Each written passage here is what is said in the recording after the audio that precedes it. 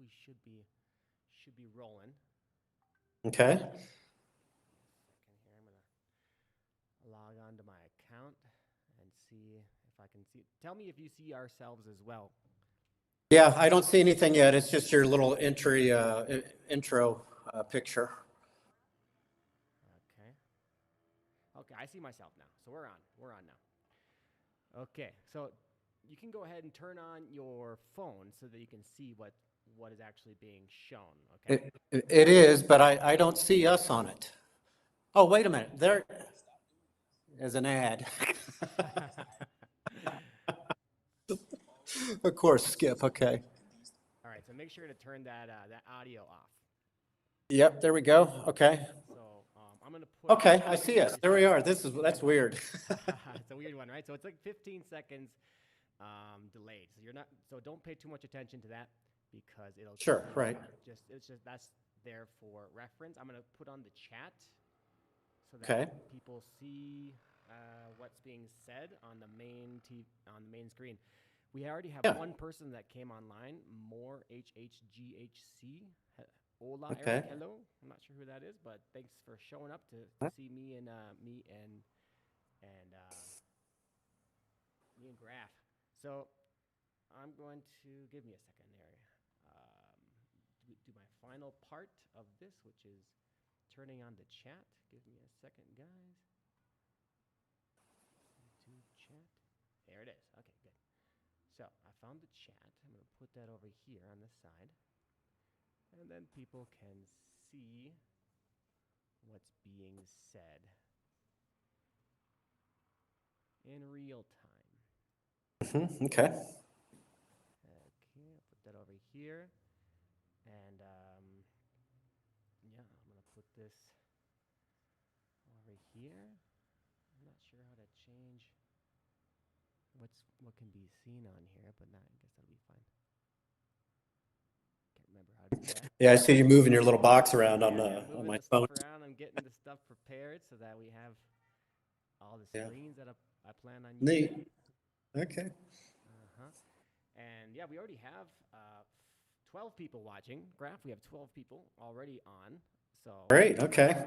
We gotta well, in full transparency, one of those is probably Janet. Hello, Janet. If Janet's there, hello. Hi, hon, if you're watching. So yeah, a long time I haven't talked to Janet. So I'm gonna put this over here. Actually, I think it changed. Yeah. When I move it, it actually changes shape as well. That's confusing. Okay. Well, anyways, and Moon River says hello. Hello. Okay. Hello, Moon River. Everyone. Okay. So you also, Graf, you can go onto the chat and you can write with your phone, by the way.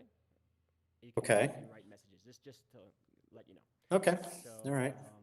So yeah, everyone that's watching, hello. Let us know if everyone can hear us properly, if you can hear me and Graf, because we're going to start up a conversation here about what's been going on in Cotacachi and in the area near Quito and Ecuador. But we're going to start off with some primary questions, some of those basic questions about Graf. For those that don't know Graf, I mean, everyone should know Graf because he's like the most famous guy on YouTube by far. Oh, yeah. Super famous, not only on my channel, but he had a super big video that went viral back in the States. What was that one, Graf? Oh, you're probably referring to my Lego collection video. Yeah, about 5 years ago, I think that was now 4 or 5 years ago. So had a pretty substantial Lego collection that had to be sold before we moved to Ecuador. And the local news station got wind of the sale and came out, did a big interview. And I don't know, I think it's up to 350,000 views or something since it came out. But anyways. Graf, I interviewed a couple that they're doing slow travel in their retirement, and they retired early. They did the FIRE, the financial independence, retire early type of movement. And sure, yeah. They are traveling with Legos. They love Legos so much that they're traveling. Oh my gosh, you're kidding. Yeah. Okay, I'm envious. I might have to look them up or something. That's pretty neat. Traveling with what I had, that would have been quite challenging. But Oh yeah. I do have some Lego sets I've brought down here to Ecuador from the States, Uh-huh. and so once a Lego fan, always a Lego fan. Right. So, anyways, going back to Ecuador and you, Graf, can you just tell us a bit about where you are and where you're from and how long you've been there for? Sure.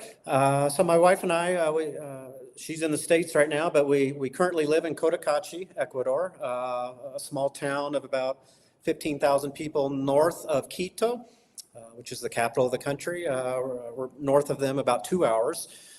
We've been in Ecuador 4 years next month, and here in Cotacachi 1 year next month. We lived on the coast, north of Manta, for the first 3 years, and before we relocated here to the mountains. So. Very good. So that's a good intro for anyone that doesn't know much about what your background is. Now, let's talk a bit about what's happening currently. So when did you first notice signs that something was happening in Ecuador and specifically in your region of Ecuador? Sure, yeah. So it was probably about 4 weeks ago. The indigenous community and maybe back in Ecuador, the indigenous have almost their own form of government within the national government. They have their own leader, they have their own set of laws, a constitution. So their own ruling body, and there's many different, all the different cities with indigenous communities have representatives, and they, decide a lot of these rules and decisions that we're kind of being affected by right now. So the indigenous community, the leader, about 4 weeks ago, announced that there would be what's called a paro, P-A-R-O.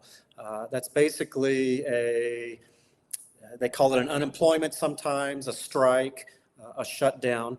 And this was going to be done in the primary reason was in protest of the removal of a diesel fuel subsidy by the president of the country. And it caused the price of diesel to go from $1.80 a gallon to $2.80 a gallon. And so there were some other concerns with mining and its impact on the environment, especially in Imbabura province here. But the primary reason was because of the removal of the fuel subsidy, diesel subsidy. So I didn't know much about the mining aspect. What is there much mining going on nearby where you are? Well, in Imbabura province, yes, within an hour or so, I would say here. I don't know. I'm not very well versed on that aspect of it, but there's a lot of illegal mining, and I think that's some of their concerns. What's going on with that, and the impact it's having on the environment. And so that's definitely a concern of theirs. They're very conscientious about the environment and trying to live in harmony with it and whatnot. So that's one of their reasons, in addition to the fuel subsidy removal. So basically, the mining aspect you don't really see much yourself, right? It's more. I've never personally seen that. I read some articles here and there. How the military is broken up in an illegal mining company, things like that, things of that nature. But specifically, I couldn't tell you, okay, yeah, there's illegal mining or mining going on, 30 minutes from here kind of thing, or what town. So, but it does occur here in the province and up, closer towards the Colombia border. So. Okay, so if anyone has any questions for Graf while we continue this conversation, go ahead, write that in the comment section, and we can bring that up to Graf. Graf has his phone there. He can check the comments. They're a little bit delayed. I can bring them up to him if he doesn't see them in time. So Graf. Yeah, I'm not seeing them here yet, but anyways. Okay. So Graf, how bad has it gotten in Cotacachi? Because I actually, I recently released a video in Ecuador. And then I released, how we're going to be chatting about this. We're going to be chatting about the protest now, and people said, oh, well, it's not all of Ecuador. So Right. it's mostly in your region, right? Correct. So, unfortunately, Cotacachi and a neighboring town, Otavalo, we're kind of the epicenter of all of this right now, of the Paro. Other parts of the country, on the coast, there's virtually nothing happening right now. There's no lockdowns, there's no blockades of roads. You get south of Quito and Riobamba, down towards Cuenca, those areas. There's really very little going on there. Some isolated pockets of protests, but the intensity of this paro is here all around us, unfortunately. So. Right. So tell us, how bad has it actually gotten? Because you mentioned a blockade. What exactly is happening? So I'm trying to think of the best way to explain this. So really, there's no way in or out of Cotacachi right now. Otavalo is pretty much blocked off as well. We live just outside of town, about a mile and a half. The roads from our gated community into town up till a couple of days ago have been blocked off, so we couldn't even drive into town. But on a larger scale, the roads feeding into and out of Cotacachi likewise are blocked off. So really no one can get in or out. These blockades are, they can consist of downed trees, piles of dirt, 4 or 5 feet high, boulders, and they're, some of the larger blockades are manned by some of the indigenous and guarded, so to say. So those are the nearby surrounding roads. When you get out towards the Pan American Highway, that is completely blocked off from basically Cotacachi all the way to Cayambe, which is a larger city on the way to Quito. So there's no traveling the Pan American Highway right now, and that's a obviously a major highway, one of the largest in the world. So you had you had an issue with your wife Janet, right? Janet had to do a bit of maneuvering to get to the airport because of those blockades, right? Exactly. So she had a flight back to the States last Thursday morning, a red-eye flight. Because of all the road blockages, there was no way to get to the airport, no easy way from here. Typically, it's about 60 miles, an hour and a half to 2 hour drive at the most to the airport from us. But because of the blockades, that route was inaccessible. So with the help of some other expats and a local driver named Patricio, he was able to get Janet out. It was quite an ordeal. They had to actually drive to the coast first. They had to drive to Esmeraldas, which is probably a solid 6 hours from here. So they drove to the coast and then came back inland to Quito through a more southern route. So it was about a 14-hour trip from here to the airport. But she did make it. She got out. She's back in the States with family now, and thank goodness. I've told her, you just need to stay put there until all this ends. So. Right. Yeah, so a 14-hour drive for what should have been, 2 hours tops. So, Graf, we have a person's comment that just came in, and she is asking, do you fear for your safety? So I think she's going back to the idea of, maybe there being some type of violence happening at the same time of the protests. Correct. Very, very good question. There has been some violence associated, with this protest, but it's been isolated between the protesters, the indigenous community, and the military, who have been trying to, get things under control, take some of the roads, roadblocks down. So there has been a violence associated with that. As far as violence towards just normal, expats especially, zilch. I have zero fear for my safety. I've been in the town, walked into town several times, past protesters, carrying sticks and sharpened wrought iron and stuff. And they all say, buenos dias, señor, ¿cómo está? So everybody, we're not a target. The expats are not a target at all. And I feel no fear, or I don't feel unsafe in the least bit. So I wanted to put a little bit of context from my own perspective on that one, because a lot of people they do mention protests when they think about Latin America. There's a lot of protests, right, compared to the U.S. And Correct. what I mentioned generally, specifically in the areas that have the Incan,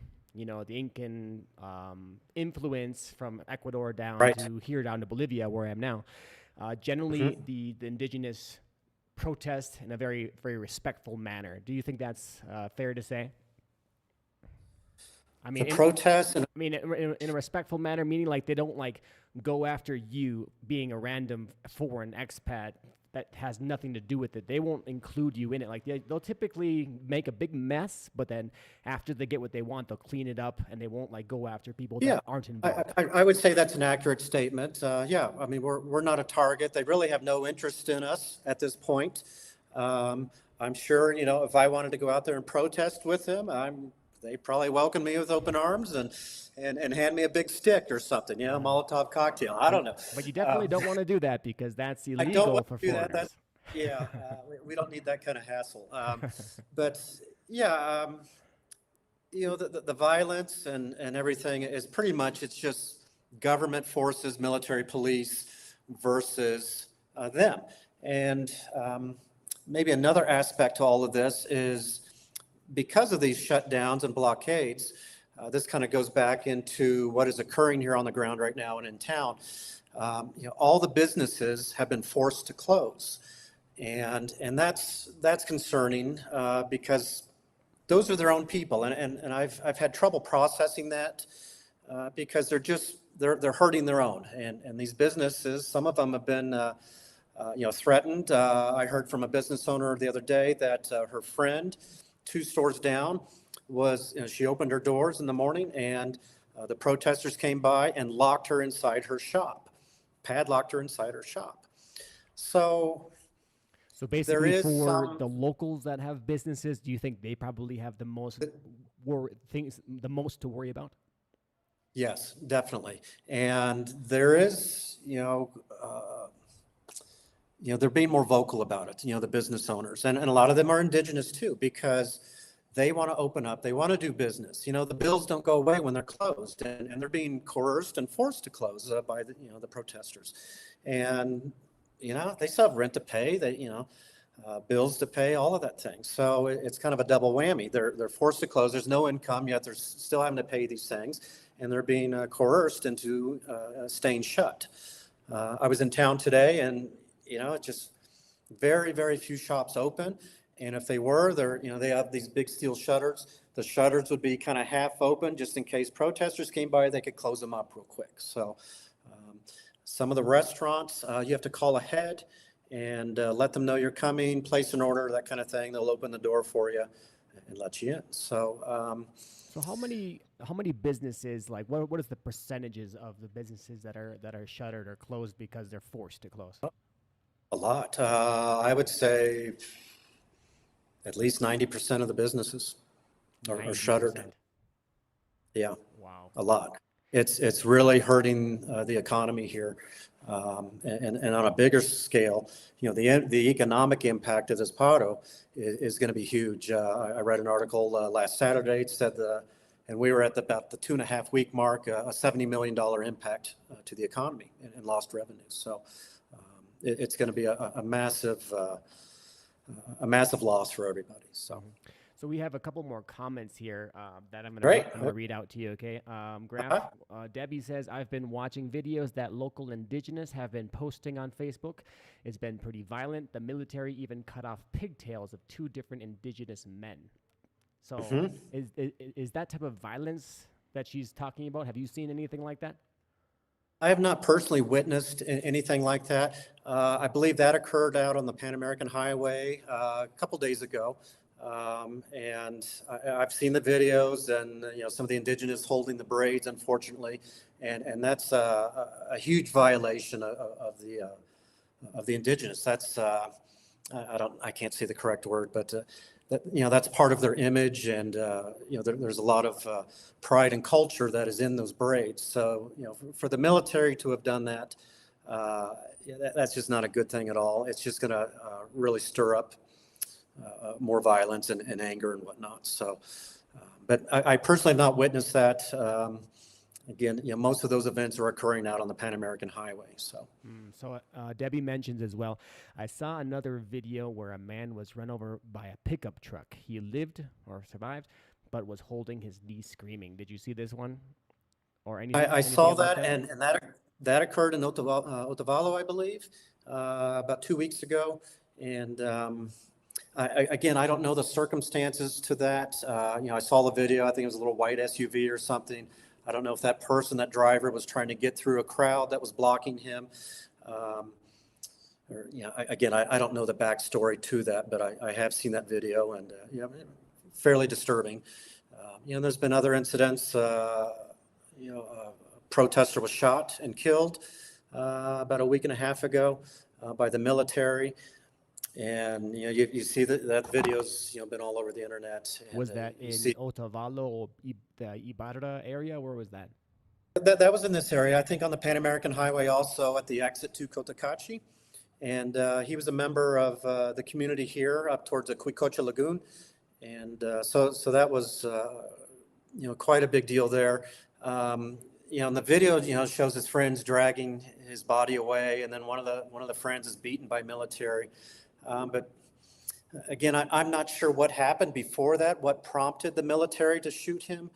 I'm just not sure. There's not a lot of context to that video. You see him just dragging the poor fellow off. So another person mentioned, this is Moon River again. Oh no, that's not good. Violence is not good, but raising prices that high that fast is not good either. I hope and pray both sides come to an agreement. So from what I've been seeing, that relates to the reason why people are protesting so much. It has to do with how the diesel is what is the engine that delivers everything around the country. So just increasing those prices will increase everything. Is that something that people are worried about?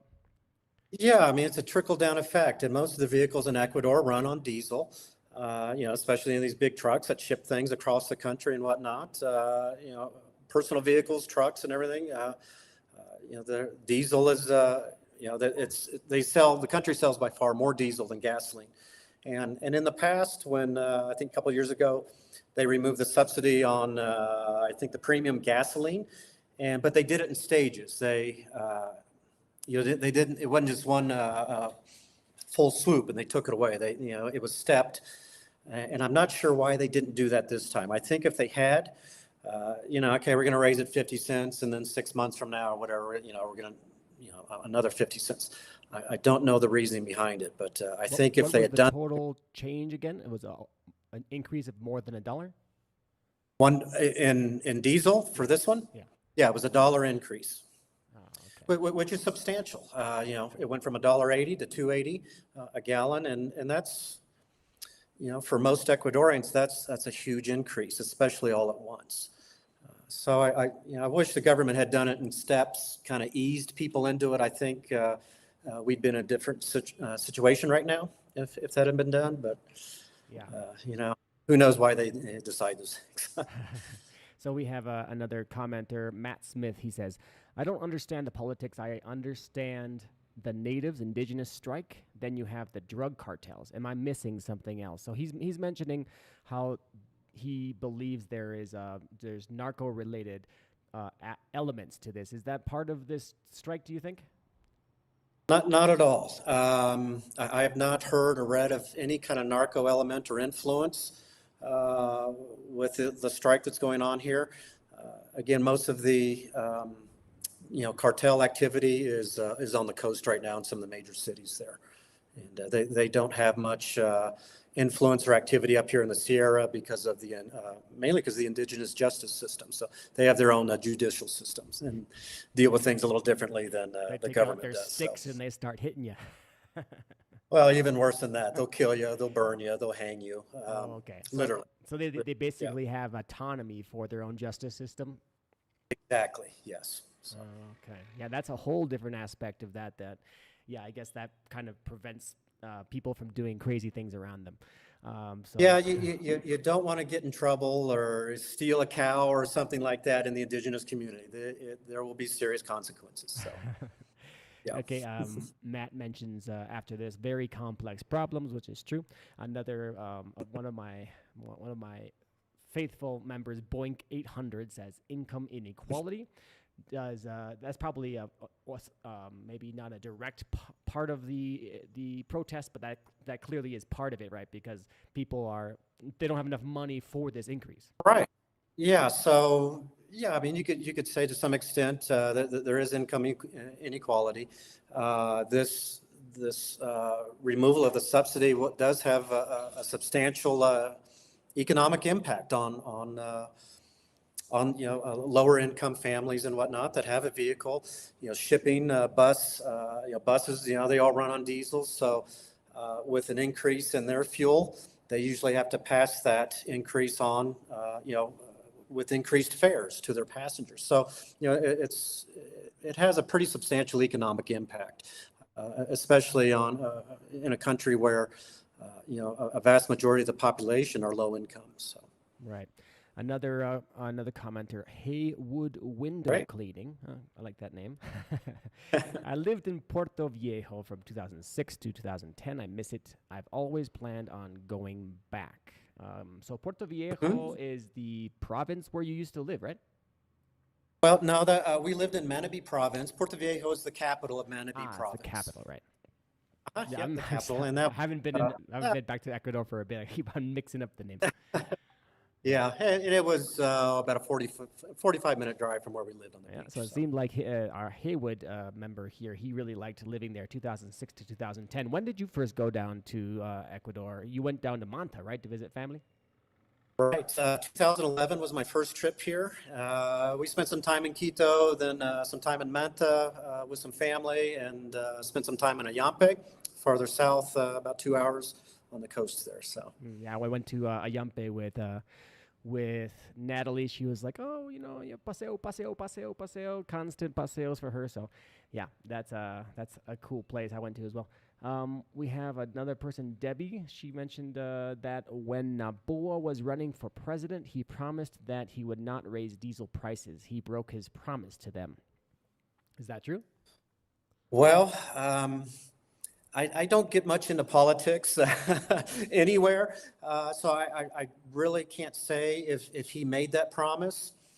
It wouldn't surprise me if he did, but politicians and promises, That's what be they careful. Do, right? Take it with a grain of salt. So, but it wouldn't surprise me if he didn't, quote, make that promise. So, right. So, yeah, let me try and get my questions that I had for you up because I'm getting lost in all the tabs I have open.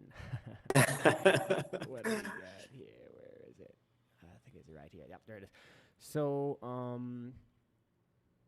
so the next question I have for you, specifically Graf for you, is so how are the locals reacting? So are the locals that are not involved in the protests, are they supporting the protesters? Are they staying home? I mean, you already mentioned the business owners. So what about the other ones that aren't business owners and then they aren't the ones involved in the protests? Right. Good question. So yesterday yesterday was the 3 week. The 3 weeks that we're into this thing. So we're 3 weeks and a day now into this paro. I've seen since the beginning, and talking to the few people we interact with here, locals, there's kind of a growing resentment against the movement, against the protests, because people want to go back to work. They need to make money. They need to put food on the table. And this is both coming from indigenous and mestizo, just non-indigenous residents here in town, and they're just I sense increased frustration, a little bit of anger because again they can't open their business or under threat of being locked in or who knows what else. So. Some of the indigenous I've spoken to have kind of quietly said that if they speak out against the protests, there will be repercussions within their community. So they're being, somewhat coerced to support something that they don't truly support. And again, they just want to work, they just want to, go to work, make money, support their families. And I don't blame them. It's a really kind of a hard thing to process right now of these protests, because they're hurting their own people, essentially, in my opinion. So let's talk a bit about work and about stores, because you mentioned that about 90% of the businesses are closed. So talking about stores and like grocery stores, places that sell food, or the ones that are open, do you notice that they're starting to run out of their supplies? What's going on with that? Very much so. So our local, our biggest grocery store here in town is called Tia. It's a national chain here in Ecuador. They were open the other day. I was able to slip in and look for some things. This was, goodness, about 3 days ago. And the shelves are pretty much bare. No dairy products, no meats. Even like potato chips, bags of potato chips gone, toilet paper gone. They haven't had bread for over 2 weeks. So it's really bare. It's sad. And then you go, if you can catch one of the other little smaller tiendas that sell fruits and veggies, their shelves are very sparse. So things are definitely getting difficult to come by in the grocery stores, food-wise. So what have you been doing in terms of your shopping? Because if there's such limited food around, how are you guys surviving? Or how are you surviving? Right. I suppose you're not there with Janet. Good question too. She was here for a couple of weeks of it, anyways. So maybe one good thing about these protests, the leaders announced about a week beforehand that they were going to protest. Okay, Monday we're shutting everything down. So we had about a week's notice to prepare, and we went. My wife and I drove up to Ibarra to the big grocery store up there, Super Maxi. Stocked up on quite a bit of stuff. In hindsight, I should have bought more of that. Should have bought more toilet paper. I should have bought more milk. Those things. But so we stocked up. We're in pretty good shape. I'm in pretty good shape now. We got a good bit of food in the freezer, and and the basics. So food-wise, we're okay. I'm okay for another week and a half or so. So if this continues for more than a week and a half, what's Mr. Grafito's going to do? Oh goodness, I don't know. Live off popcorn or something. If some of the restaurants in town, Cuckoo's Nest, I think you and I went there once. The owner of that store prepares a lot of frozen foods. So each time I go there, you got to call ahead and this kind of thing. I stock up on some of her frozen foods to keep on hand. I just kind of wing it, I guess. I haven't broken into the canned beans and things like that yet. So. Okay, so we got a couple more comments from our people here. We got an off-topic comment from Moon River. She says, "Getting off topic, but do y'all celebrate the American holidays together like Halloween and Thanksgiving?" So, I'm gonna start off with that one. I'm in Bolivia, and I don't celebrate Thanksgiving because that's an American holiday. And I mean, if I have Americans to meet up with, maybe I'll have some type of like turkey or some type of American style dinner. But besides that, no. Halloween, if I don't have to work around the time, I'll probably go out with friends, maybe for a drink. How about you, Graf? Let's hear your response. Well, again, Thanksgiving, that's an American holiday. It's not celebrated by Ecuadorians at all. I'm sure a lot of them are aware of it. But sometimes the expats will have a Thanksgiving dinner at one of the local restaurants that is expat owned. So there are some options to celebrate that if you choose to. Halloween, I would say, is more popular than Thanksgiving. It's becoming a little more mainstream here in Ecuador. Even when we lived on the coast, we'd have trick-or-treaters come by the house and stuff. Here in Cotacachi, again with the shutdown and everything, I don't know how much activity there'll be with trick-or-treaters. I know there probably won't be anything out here in our gated community, just that there's no kids out here. But before the shutdown, you were starting to see some, Halloween costumes and decorations in some of the little tiendas here in town. So it's certainly one of the more recognized holidays here. Okay, very nice. We have another one of my faithful subscribers here. Carlos Perez Lopez. He says, hello, Eric. Hello, everyone from Peru. Sorry in advance if I make some mistakes in my typing. I would like to say some things that could be useful in my writing, he says. So we'll go on to Debbie. Debbie, after this, says, one of the musicians I follow lives in Imbabura. That's the province, right? That's the province. Yeah. He posted a picture yesterday, and he was making bread with his family. Now I know why. Yeah, exactly. Yeah. Yeah, there's no bread to be found. And I had a nice a loaf, about a half loaf left. And dang it, a couple days ago, I came back from town and my dogs ate it. They ate the last of my bread. So I ate our dogs, wrappers everywhere and breadcrumbs. So your dogs ate my empanadas as well when I was there. I forgot about that. Yeah, that was Sherman, I think. That's Sherman. He's probably the one that ate the bread too. Classic Sherman. So yeah, that's what she mentioned here. Debbie mentioned that I think she says she's living in Washington State. So she's on the West Coast. So hello, West Coast Debbie. Carlos, he mentions in Peru we have no subsidized fuel. It is important for having a healthy economy, he says. Here only specific topics are subsidized as comedores populares. I think those like the main food halls. Free seeds for farmers and free fertilizer. Interesting. Okay. Are those subsidies also in Ecuador that you know of?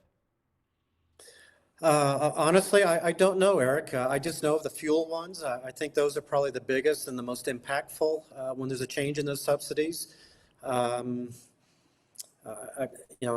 I'm sure there's probably other subsidies of some sort in the country. I'm not aware of those.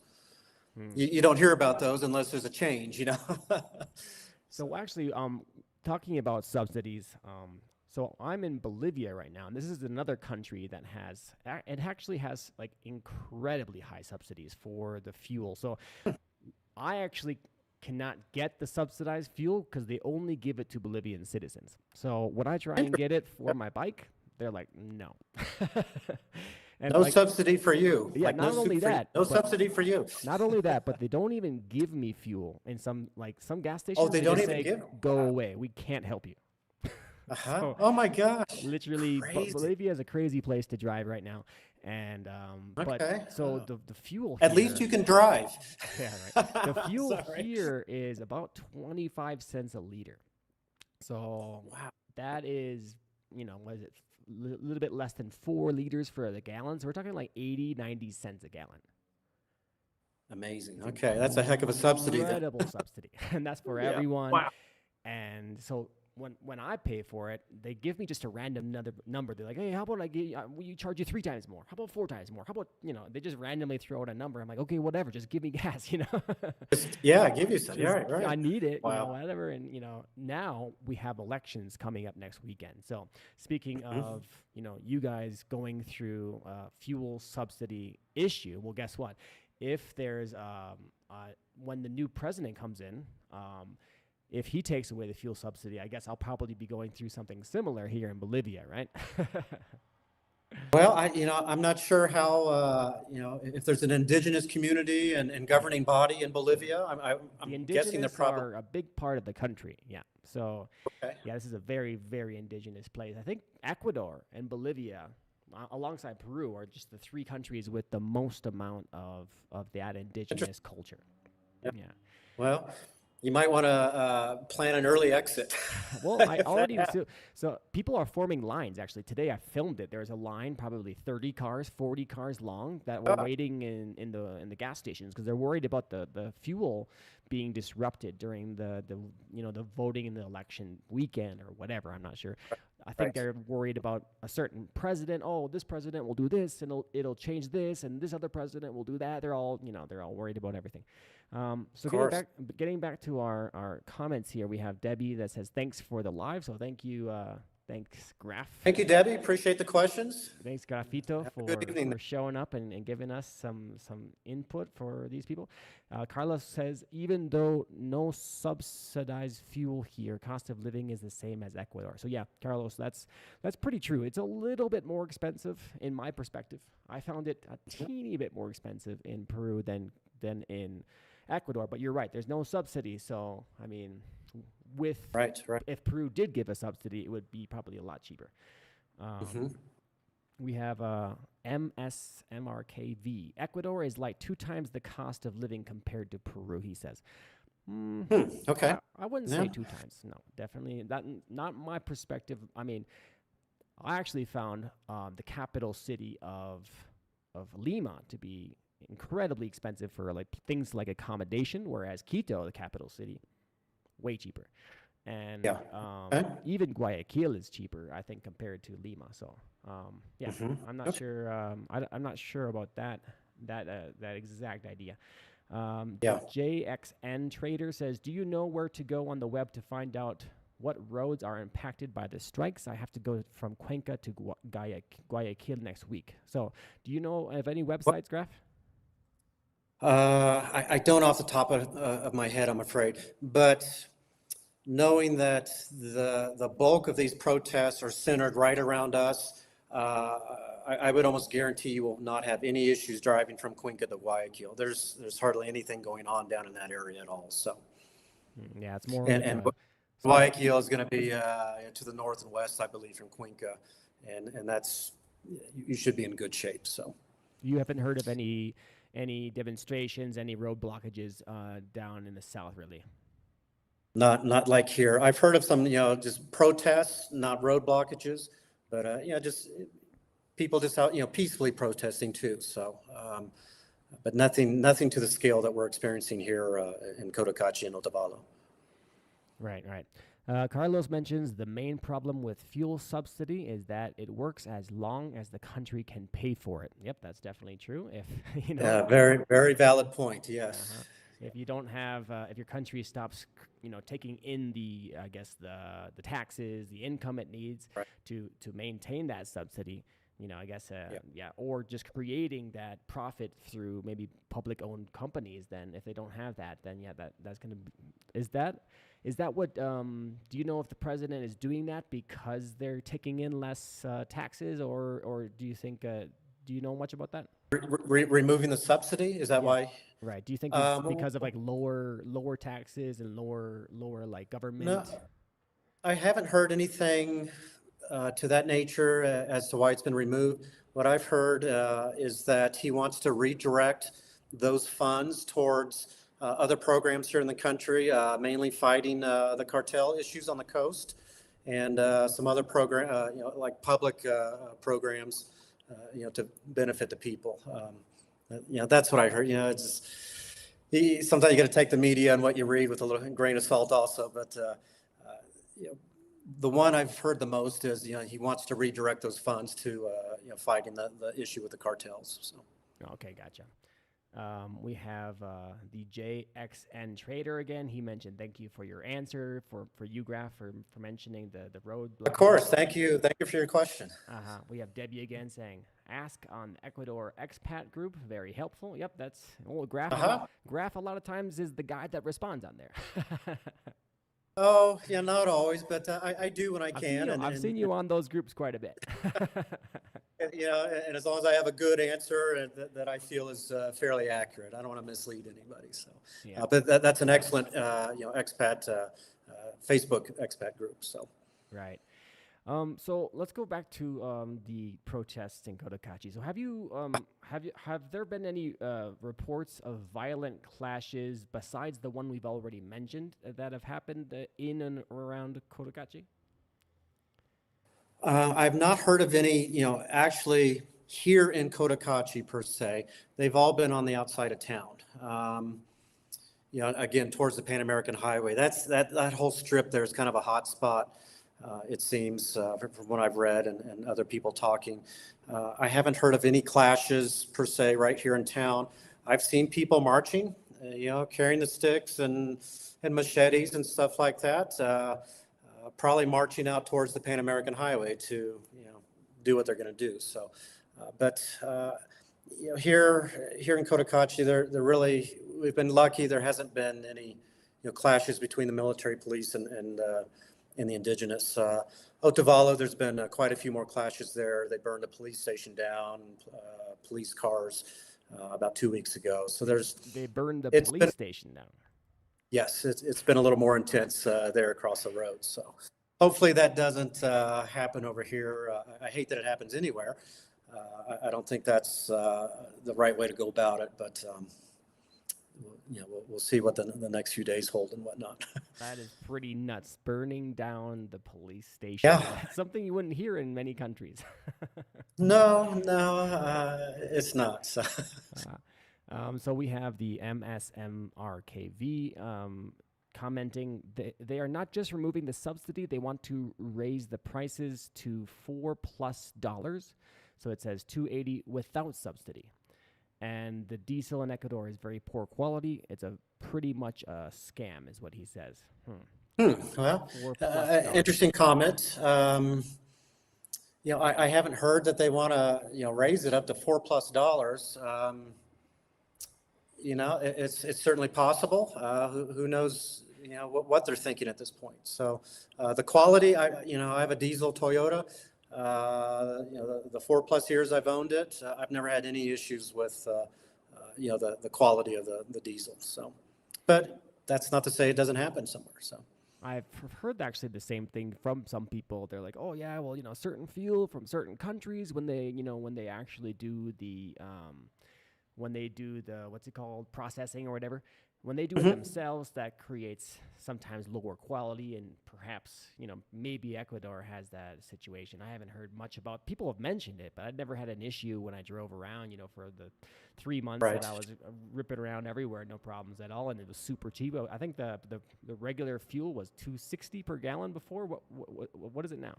Yeah, I think the premium is $2.80, maybe close to $3 right now a gallon. The Eco Pais, the cheap stuff, gasoline, $2.60 maybe. I don't use that, so I don't. I'm not real current on the prices, but it's right around there. So. Yeah, I remember it being around $2.60. I'm like, this is crazy cheap. And then I came here to Bolivia, and I'm like, wait, locals pay less than $1 per gallon? What? Yeah. It was crazy. It was mind blowing for that. So let's talk about your day-to-day life. Graf, so how has this situation affected your day-to-day life as a foreign resident in Cotacachi? Sure. Well, it hasn't had a huge impact. Probably the biggest thing is you can't really drive anywhere, especially out of town. You can't drive to Quito, can't drive to Ibarra to the north.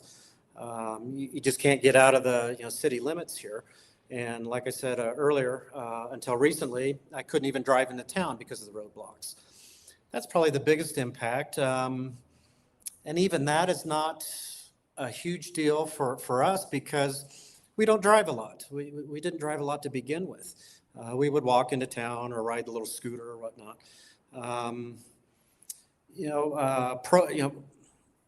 Kind of a little backstory here. In Ecuador, your hot water heaters, they're an on-demand unit. They run off propane. Ovens run off propane. Most dryers run off propane. And so that is run out here in town. And, I have 3 propane tanks. Our dryer's been offline for about 2 weeks now. So, we're up to air drying clothes, which isn't a big deal. I have enough propane to run the hot water for about another week, and the stove maybe another week also. So, things like showering, I'm doing that every other day right now, I'm afraid. And, good thing Janet's back in the States too. That just extends the lifespan of that propane right now. So that's kind of on the horizon. But, not the end of the world if you don't have hot water, those kinds of things.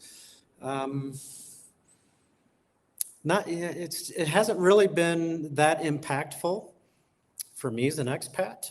Again, most of the expats here tend to have more resources than the local citizens, especially financially, and so we're not as impacted by it as much as some of the others. So you mentioned that the restaurants are mostly closed. Are they seem to be like pretending to close, and then they let people in?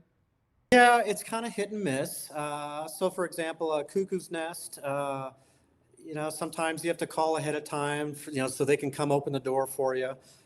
It changes quite rapidly. It's a pretty fluid situation because it depends if there's protesters on the street with their sticks and machetes and all that stuff.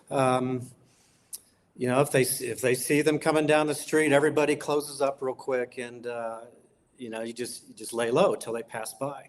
And But then, were you going pretty regularly before and now you're not, or is it about the same yeah, as before? yeah, I was, that particular restaurant, I'm a pretty frequent customer, a couple times a week anyways. And now, once a week, probably down to once a week. So, and she's, the owner's cut back on her hours a little bit because they're running low on propane also, which runs their stoves and ovens. So that, it's impacting everybody, even expat-owned businesses and restaurants such as that.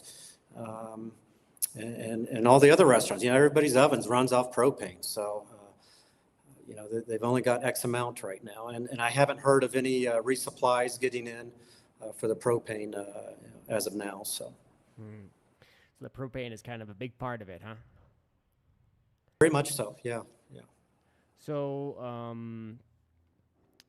let's see here. So you mentioned already that you already picked up a bunch of food in advance, right? Just in case when that was announced, you don't really have to worry much about water. Do you drink water from the tap, or you can get it from the store? Well, we use those big 5-gallon jugs of water and a little dispenser. You can drink the water out of the tap here. We're not, we haven't gotten that brave yet, so. So let's talk a bit about the atmosphere in your town, in Cotacachi, because you mentioned that it was kind of tense before, and now it seems like it's a kind of like cooled down, I guess, in terms of, like you said before, it was. Can you talk a bit about the atmosphere in Cotacachi? Sure. It's again, the atmosphere is kind of fluid depending on what's going on outside of Cotacachi, what the military is talking about doing, are they on the Pan American? So it's the atmosphere is impacted by what's going on outside of here. When I was in town last week, once I saw the protesters coming up the street. There was you could feel tension in the atmosphere. People were a little uneasy, and there's not many people out right now, anyways, because of everything going on, and kind of a fear factor of retribution from the protesters. Although I haven't personally seen that, and I haven't felt unsafe while seeing them. But there was definitely that day some pretty heavy tension in the air. I was in town this morning, and things were just kind of status quo, kind of normal. Again, not many people out, hardly any stores open, a few cars here and there putting around, but it just, I didn't sense any tension at all. So. So how about the public transportation aspect? Because you said before there was some blockades within Cotacachi, and now it's mostly on the Pan American area, like going to the main. Right. Yes. Yep. So there is no public transportation right now. The bus terminal downtown there, which is usually full of dozens of buses, empty. You won't see a single bus. Maybe you'll see one or two taxis here and there. But basically, public transportation is shut down in this whole area, not just Cotacachi, but Otavalo. Of course, Pan American Highway, you can't travel on it right now for a large stretch. So there's not much in the way of public transportation.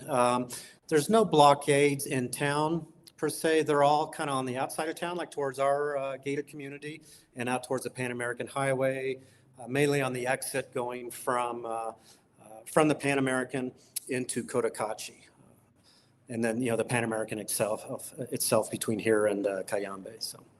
Okay. But no public transportation right now, essentially. So. Gotcha. Let's chat a bit about the other expats in Cotacachi that, your friends, your acquaintances, people that you interact with there. How are they handling the situation? And is it similar to yours or different? And how are they taking it?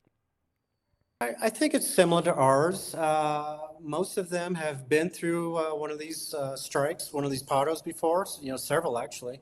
So they kind of knew what to expect more than Janet and I, because this is our first paro, hooray. Uh, I'm sure they did things differently than Janet and I did, having been through a couple before. Uh, everybody's doing well. Most of my neighbors are expats. Everybody's doing okay. Everybody's getting a little, cabin fever, a little stir crazy because you really can't get outside of Cotacachi. You can't get outside of Cotacachi. And Besides by foot, right? I'm sure you could just walk, but that'll take forever. you walk. When we were looking at transportation for Janet to get to the airport, somebody said she could rent a horse, and he would. No, literally, true story. If she's listening, she knows. Could rent a horse, and they could ride to Cayambe, which Cayambe from here is like 2 hours in a car, hour and a half, hour and a half by car. How many days on a horse is that? $15 an hour. That's a deal. So anyway, I got off on a sidetrack. She'd put her suitcases on the back of the horse and just giddy up, or what? Yeah, strap them on and go. And yeah. Anyway, so that's true story. Wow. So, okay. Yeah, So we opted out of the horse rental. So, how is the situation for foreigners in relation to the locals? They has the atmosphere between the locals and foreigners, has it changed much, or is it still pretty standard as is? No, I haven't seen any change at all. Thankfully, I don't sense any resentment from the locals towards expats. Everybody, I've always said Ecuador has the friendliest people here. Oh my gosh, it's amazing how friendly everybody is. Everybody, passing somebody in the sidewalk in the store, everybody says, buenos dias, buenas noches, all of that. And that hasn't changed at all, thank goodness. So no resentment, no animosity towards us. It's pretty much the same as it has been. So we have one more comment here from MSMRKV. I live in Cayambe, and it was okay for the past 2 weeks, but now the town is completely closed, he says. Wow. Okay. Well, yeah, it sounds like their movement's spreading some, and I'm sorry to hear that. It's not a fun deal, but this will come to an end, hopefully sooner rather than later. And just hang in there, and hope you're faring well and have enough supplies there. So, Graf, what about let's talk a bit more about the local authorities, because you mentioned that in, was it Ibarra or Otavalo, they burned down a police station? In Otavalo, In Otavalo, so it seems like, were the police doing anything excessive that provoked that type of that action, or what do you think caused that? I don't know the circumstances that went into that. I'm sure there was probably a clash of some sort that instigated, that event. Again, some of these, more serious events that have occurred during this, you never really hear what led up to that. You just hear, they burned down the police station, and you see the smoldering cars and the gutted out police station, burned out police station. You don't hear what led up to that. What prompted them to do that? If it was just, okay, we're ticked off at the authorities, let's get that police station kind of thing. So I'm not quite sure what prompted that. So, but right now, I wouldn't want to be a policeman or in the military right now in this area. So speaking about the police, I mean, have they made any announcements, or have they tried to talk to the local or talk to the populations out where you are to try and help to maintain the order? Have they made any announcements about trying to control the situation? Not that I'm aware of. I've again in town this morning, I saw some police walking down the street, about 5 of them. But I haven't heard of them enforcing anything, or if they see these protesters, forcing the business to close. I haven't seen them or heard of them confronting those protesters. Truthfully, I'm not sure what they're doing. And there's I haven't seen any military presence here in town for several weeks. Actually, I don't think I've seen any at all since it began. That's not to say there hasn't been some at some point, but the police, I haven't seen them doing anything. So. Gotcha. So we have a comment here from Matt. Do we know the longest protest on record? I think maybe he's referring to Ecuadorian protests. I'm not sure if he's talking about international. Right. Goodness, I just heard this the other day. I think 18 or 19 days. We're on 21, so we're at a record now, supposedly. And don't quote me on that statistic. I think the longest one up till this one was 18 or 19 days. So. Gotcha. We have another comment from one comment from a person named 10by466. It was my understanding and listening to government officials that it was not the normal local indigenous protesters that caused those problems, but rather infiltrators of the undesirable gangs. I've heard stories of that too, specifically Venezuelan gangs, Tren de Agua, had infiltrated, some of these protests, especially out on the Pan American Highway. Again, I can't personally verify that, but I've heard some of those rumors as well, and it wouldn't surprise me. It wouldn't surprise me if that was the case in some of these instances. So, tell me, Graf, how long do you think this could last based upon what everyone is saying in the community? For example, the locals, the indigenous that you see around Cotacachi. People think it's going to drag on, a good bit longer. I've heard from some friends in Quito that are a little more tuned in to the news and happenings with the government, that it could possibly go on till the end of the year. And I pray that for everybody's sake. I don't see it ending anytime soon, personally. And again, that's just my opinion from what I'm reading, what I'm seeing on the ground here. As far as I know, there's zero dialogue between the indigenous leaders and the government right now. The president is pretty staunch in his position on not reinstating the subsidies. So it's I'm not sure what the next step will be, but I don't see it ending anytime soon. So if that I hope I'm wrong. But if you are right, and this does drag on, let's say it does continue up till the end of the year, how much will you take before you decide to make some action?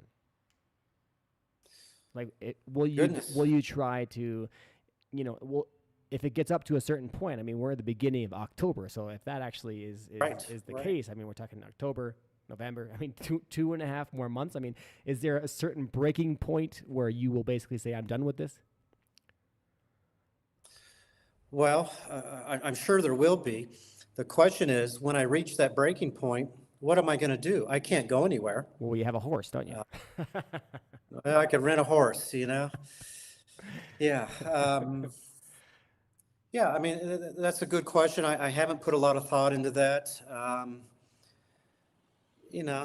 not anywhere close to a breaking point yet.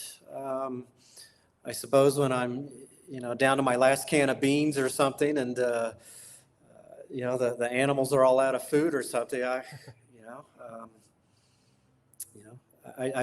can't give a good answer to that. It just, and because I can't go anywhere, that's really why I can't give you a good answer. It's not like I can, hop in the truck and load up all the animals and drive back to the beach house or something, or even get to the airport to fly back to the States. That's just not really a realistic option at the moment because of the conditions of everything. So let's just hope it doesn't reach that breaking point. And but you mentioned that as long as I have chickens, I always have eggs. So I've got a little bit of protein there coming in. But you mentioned that the flight that Janet took, she went down to the coast, right? So wouldn't that be possible for you to drive that same route to get back to your beach house? Well, diving into that drive a little bit more. So she started off with one driver here in town. She had to walk into town with her luggage, and at like 5:30 in the morning, she met one driver, and then he took her up to a neighboring town called Untuntaki, and on a back road. They came to a roadblock there, and there was about a mile stretch that had 3 roadblocks. And the driver told her and the other passengers, you have to walk from here. You cross these roadblocks, you have to walk the mile, and my brother will be waiting for you on the other side. And so they all got out, they had their luggage in tow, they walked, they climbed over everything, and got to the other side, and there, Patricio was there waiting. They loaded up in the van, and off they went. So I could do something similar if I wanted a driver. I could do that. He could get me to the coast, I'm sure. But you wouldn't again, be able to bring your animals very easily, would you? And I've got a lot of animals, as you know. So, yeah. So, that would be probably a last-ditch option. I wouldn't rule it out, but I would need somebody to care for the animals in my absence and whatnot. But so let's just hope that won't come to pass. Right. We have another comment from Carlos. So Carlos says, Right, Carlos, yeah. all of the southern region of Ecuador can obtain anything going across the border. It is a blessing in case of strike lasting for a long time. Cuenca and Loja are not so far indeed, right? So you haven't been to Cuenca, right? Have you been to Loja? I have not, no. Okay, so the entire kind of southern part, you haven't been too much. Correct, yeah. I actually, in the years I've been here, we haven't explored a whole lot of Ecuador yet. So, now that Janet's retired and we're actually up here in the Sierra, a little more central location, we hope to expand our adventures when we can. Not a good option right now. Not an option at all, right? That's not the option today. Yeah, that's not going to happen now. Right. So, Graf, you mentioned that you haven't seen any dialogue, any like chitter chatter between the two groups that are basically, they're button heads right now, the government and these protesters. So have you seen any signs at all that the situation might improve or has been improving in any way? No, none at all. None at all. If anything, everybody's kind of digging in a little deeper. Maybe getting ready for, the long haul. Gotcha. So, so it's that. I don't know. That's it's just the reality of it, huh? It's the reality, I'm afraid. And, there could be some dialogue happening on some back channels. But if that's occurring, it hasn't been made public. I hope there's something going on just for everybody's benefit. This has got to end. It's pretty crazy. So right. So tell me, Graf. So what advice would you give to any foreigners currently living in Ecuador during protests like this? So, for example, if in the future someone encounters this type of situation, what advice would you give to them, for people in the future and for people that are currently now, if they're watching this and they're getting kind of stir crazy and they're feeling a bit overwhelmed by the protest? What advice would you give to them? Well, for expats, foreigners living in Ecuador, correct? Yeah. My understanding is generally with these paros, these strikes, shutdowns, there is some notice given. So, in hindsight, of course, our situation is a little different with the pets. In hindsight, if we didn't have pets, we probably would have gone back to the coast for the duration of the strike, or possibly gone to Quito to our apartment there, because Quito's more or less been unaffected. It doesn't have all the closures and whatnot that we have here. There have been some protests, but everything's up and running basically in Quito. So, my advice would be, if a paro's coming and you live in the epicenter of that strike, of that paro, try to go somewhere else for a while. Write it out somewhere else that is going to be somewhat immune to the effects of that. So you're saying when the early warning is given, just to take off right away. I would recommend doing that. Yeah, yeah. Okay. And again, if we had that option, I mean, again, we knew it was coming. We knew about a week ahead of time it was coming.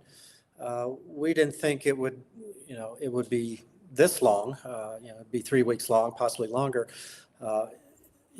If we could have, if we didn't have the animals, we would have gone to Quito probably for, to the apartment to write it out there where things are more or less normal. So I have a question, actually. My own little confusion is that why specifically between Quito and Otavalo? Why was this specific route chosen for this protest and not some other part of Ecuador?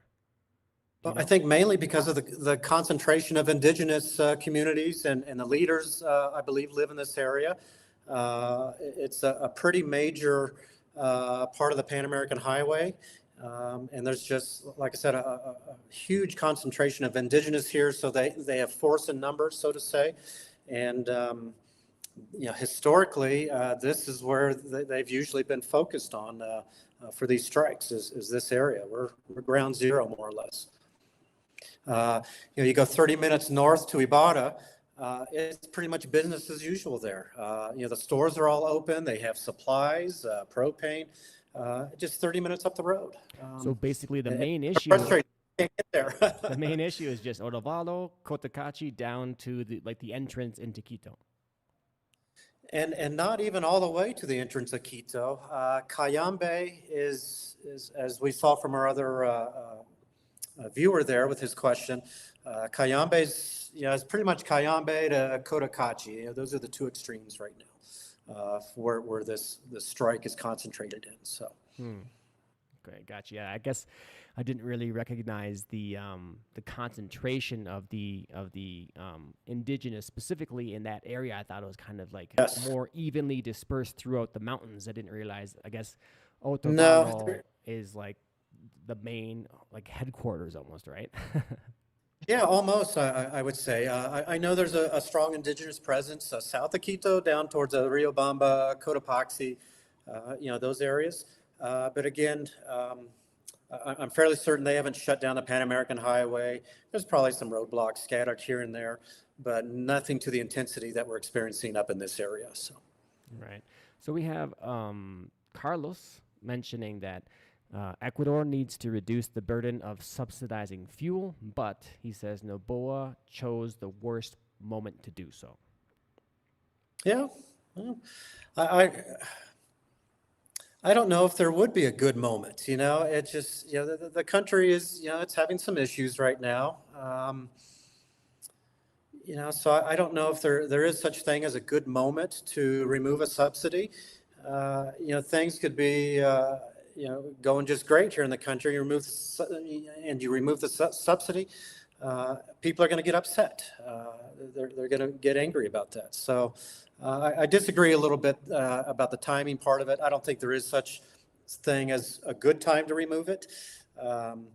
It just, with the issues with the cartels on the coast and the government trying to get that under control, it certainly wasn't an ideal time. But again, I think they should have done it in steps. 25 cents here and another 20 or whatever. So rather than one big swoop like that. Yeah, because $1 change instead of 4 25-cent changes is a lot more intense, isn't it? Gosh, yeah. I mean, that's, people can ease into, okay, a quarter more for the next, 3-4 months till the next, that's a little more manageable than $1. And, $1 here is, it's a good chunk of change. That's noticeable, for people. So. So we have another comment from Moon River. Moon River says, I hope Noboa is listening with non-judgment eyes so he can get to the point where he can actually end this before this gets worse. Yep. So, yeah, I think ending it is what we're all crossing our fingers for. Yes. Yes, please. Yeah, I hope so too. Again, I hope there's some form of dialogue going on a back channel. I don't think there's nothing in the media or, right now that they're letting us on to, but everything I'm seeing is they're digging in. So both sides. We have a comment from, I believe, a relative of yours, Alvaro de Ah, Campos. Alvaro de Campos, yep. he says, espero Yep, todo mejore Antanasio. pronto, Grafito. Grafito. Hola, Mr. Antanasio and Grafito. Manta. Hope it all gets better soon, he says. So Yeah. that's one of your That is my dad's cousin who lives down in Manta. And yeah, lives in Monte, right? yep. Yep. Yeah, very cool. Well, hello, Alvaro. ¿Cómo estás? Yeah. So, I got another question for you, Graf. Another Sure. Please. suggestion for the audience, for anyone thinking about Ecuador in the future. What would you say to people considering moving to Ecuador, but who might be worried about Ecuador now after hearing about this situation? And yeah, specifically, let's talk specifically about this situation and the protest. Yeah. So if you're thinking of moving here right now, this is temporary. I don't see this erupting into something bigger, on a more national scale, civil unrest, civil war. I don't see that happening. Again, that's just my personal opinion and observation. Anything can happen anywhere, of course, but this will blow over. This will pass. There's got to be a breaking point for either party at some point. And so, if you're thinking of moving here, I wouldn't change your plans necessarily. I would maybe delay if it's something in the near future, in the next month or so. Maybe put that move off until next year, beginning of the year. Let things settle down, especially if it's this area, especially if it's in Imbabura province. That's where all of this is concentrated right now. What about people that are other considering going to the south, for example, in Cuenca? Oh, I wouldn't worry about it. Continue on as planned. Again, it's just little spots of some protests here and there, the road blockages, the businesses being shut down. That's just not occurring there. Again, it's all concentrated here, unfortunately. So, even on the coast, if you're planning a move to the coast, move forward. Again, if you're coming to Cotacachi, Otavalo, planning on moving to this area, delay those plans for a little while. Just, stay in tune to the news, the Facebook expat page, and there's lots of great expat pages here in Ecuador. Just stay informed. And again, if you can't even get here right now, so if you were planning on moving here next week, you really can't even get here. So. Delay that trip, even a visit, even if you're thinking of visiting this area, exploratory trip, you're thinking of wanting to move to Otavalo, Cotacachi, please, put off that trip for now until this passes by. So those people that have been thinking about that, your specific region of Ecuador, those people that are thinking, well, Cotacachi is perfect for me, or Otavalo, or those specific type of areas that are being affected, do you think people that had considered them to be a good option, that your suggestion for them is that this is a temporary thing that is pretty uncommon? I mean, what was the last time that there was because you mentioned this is kind of like the epicenter of like where the main strikes happen with the indigenous. Correct. So when was the previous major strike that you heard of before this one? I think it was about 2 years ago. It seems they happen every 2 to 3 years, maybe 4 years tops. So if you're thinking of moving to Cotacachi, and it's an amazing city, my wife and I love it here. It's absolutely incredible. But if you're thinking of moving to this area specifically, just go into it knowing that these paros occur, and know that they could go on for a couple weeks, 3 weeks. Again, we're into this for 3 weeks. You just need to prepare accordingly, and be prepared to kind of hunker down. If you take any kind of medications and those types of things, make sure you stock up on those, because those will be hard to obtain. Medical appointments, those types of things also are going to be very difficult to go to.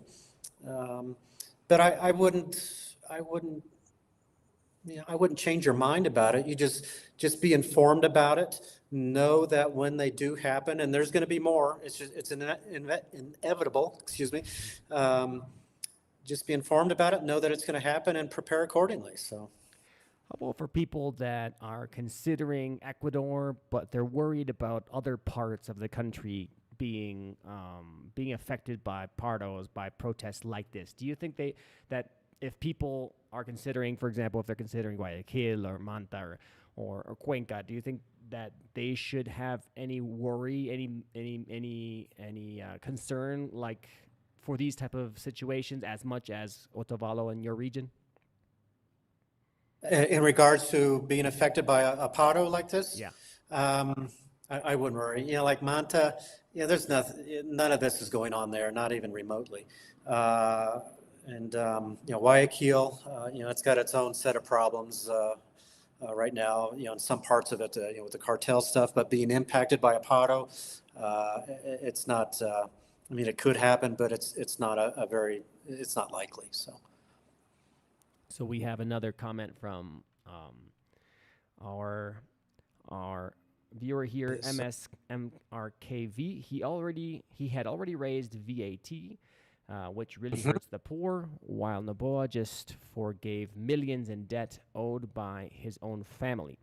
It feels like the removal of the subsidy was just the straw that broke the camel's back. Mm-hmm. What do you think about that? Yeah, he did raise the tax, the VAT. I think it went from 12% to 15%, and that's a substantial hike also. And people feel that, especially in a country where a large portion of the population lives in poverty. Unfortunately, that's a noticeable increase. As far as the forgiving of the millions in debt, I'm not sure on that. I can't really comment either way on that. So, Graf, I have just a slightly related but slightly unrelated to the protest question for you, because recently I just published a video, which was a chat that I had with a Canadian named James. So James and we chatted about a pretty unlucky experience he had in Quito, which was he lost thousands of dollars in camera-related, video-related type of technology that he was bringing over to the jungle, actually from Quito. He was taking a bus from Quito over to the jungle, and he explains it in the video about what happened. But long story short, he kind of like started slowly falling out of love, kind of with Ecuador. He was planning to retire here. He's 52, and he was planning to stay here long term and then make this his retirement country, right? And then after that incident happened with this petty crime, or with this, basically I would say it's kind of like an inside job, almost like people work together. Sounds like people work together to have it to take what he had, like maybe the bus driver, maybe the company, or maybe people working for whatever part of the process of bringing him to the jungle. So basically, I get a lot of comments from people saying that, well, Ecuador is so dangerous. Don't ever come here. Most dangerous country in the world. Lots of negative comments that of course, when you release a negative story, of course, people will be like, okay, I'm going to back up your negative story with my own perspective on how I think it's maybe even more negative, or maybe even worse than what you're saying. And I in the end of the video, I completely mentioned that I actually totally don't agree with a lot of what they're saying. I totally feel super safe in the country, and that I kind of wanted to get your feedback on how safety is for you. I mean, you obviously mentioned lots of positive things about living in and where you're at in Cotacachi specifically, and I think you and we agree definitely on the fact that a lot of that type of negativity, a lot of the petty crime, a lot of the the main thing is the narcos. A lot of that is kind of really specific to certain regions, right? To certain parts of the country. Correct. So I just kind of wanted to get your feedback on what people will be saying about, don't, oh, okay. For example, I get many people commenting, okay, well, I was considering Ecuador before this video, and now I'm not sure about it. And that wasn't my intention at all. Of course, I didn't want to say, Right. don't come here. I just wanted to say, well, Right. you Right. have Yeah. to be very aware of your possessions and what you do especially when you're taking, like, you took like a public bus to go to the jungle. So, Right. Right. he probably just had a lesson learned situation, and that he just, it really affected him because he lost, like, I think it was either $6,000 or $8,000 worth of equipment. So Gosh, that's it was, horrible. it Yeah. was a big loss. So I just wanted to get Yeah. your feedback on the whole crime situation, the petty crime Mhm. situation, and what your perspective is on you're currently Sure. you're currently a retired expat American there. So tell us give us the update on how crime is there. Have you noticed any significant increase recently, or how is that? Well, here in Cotacachi, things are, it's a pretty safe community. Petty crime happens anywhere. Crime happens anywhere. Anywhere you find people, there's going to be some kind of criminal element. Here in Cotacachi, it's probably one of the safer cities, in my opinion. That being said, we did have an incident about 3 months ago. Somebody broke into our casita behind the house, stole my chainsaw, our mountain bikes, and took off with those. So, we were a victim, unfortunately. On the coast, I had an incident where somebody's tried to steal my truck, parked in front of our house. I was able to thwart that. I personally have had, 2 incidents here in the 4 years we've lived here. Now, to put that in perspective, when I lived in the United States, for a number of years, I had a business in Topeka, Kansas. I was broken into 21 different times in about a 4-year period. 21 times. The police knew me, when I'd call. They knew mine. Oh, Graf's auto service. Yeah.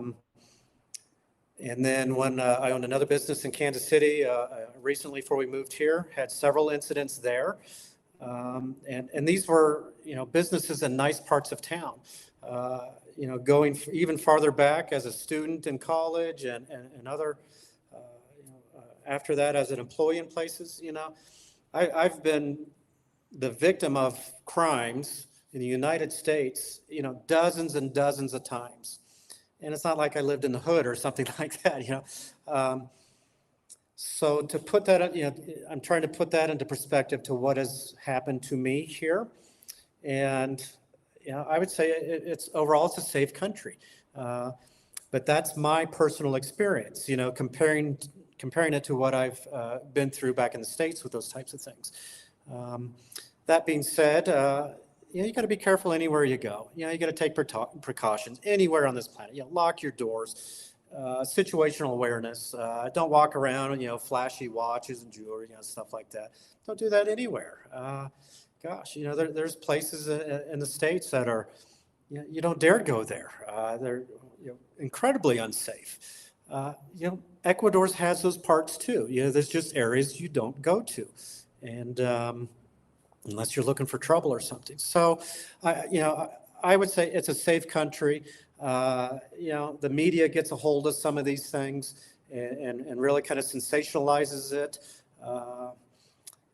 I'm not trying to discount, some of these events that have happened, especially, some of the cartel-related massacres, and that's mostly, cartel on cartel violence, and it's not aimed at, just regular citizens. Some have been, caught in the crosshairs, unfortunately, but just be smart about it. Quito, it's, one of the largest cities in South America. There's pickpockets. I mean, there's pickpockets. That's just the reality of it when you have a city of, I think it's about 2 million people, 3 million people or something. I mean, it's a massive metropolitan area. So you get that many people, you're going to get pickpockets. Look at New York City. That's just, stuff on the subways, walking down, Manhattan. There's stuff everywhere. So, the point of all that is, it's safe. Just be cautious. Stay out of the drug trade. Don't try to. Yeah. don't mess with the cartels. That's Creating not your going to. own rival gang will probably not be the best choice, right? Yeah, just be smart about it, but try not to let the media and all that articles you see in the news scare you. Um, yeah, pay attention to those, but do your own research as well. Talk to people that actually live there. Get a firsthand personal opinion that does not have an agenda like most media does. I'd say, come on down if you're thinking of moving to Ecuador. Again, it's an amazing country, lots to offer. I think the pros outweigh the cons about living here. Unfortunately, right now we're going through one of those cons, and hopefully it'll be short-lived. So. Well, that's one of the main reasons why I wanted to get you on the channel, Graf, besides being the most famous guy on my channel and one of the most famous Ecuador expats.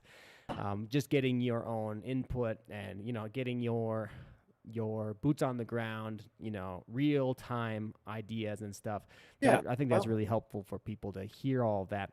And we got a couple more comments before we close up, so I'm going to go through a couple of these before we. So we have Montser NYC. Is this live? Yes, it is. It's been live for about an hour and a half now. So we're getting at 90 minutes, about a little bit above 90. 10 time flies. 10 by says yes. He says yes. Thanks for responding there. We have Carlos again. He says, Peru costs 1 gallon of diesel is $4.40.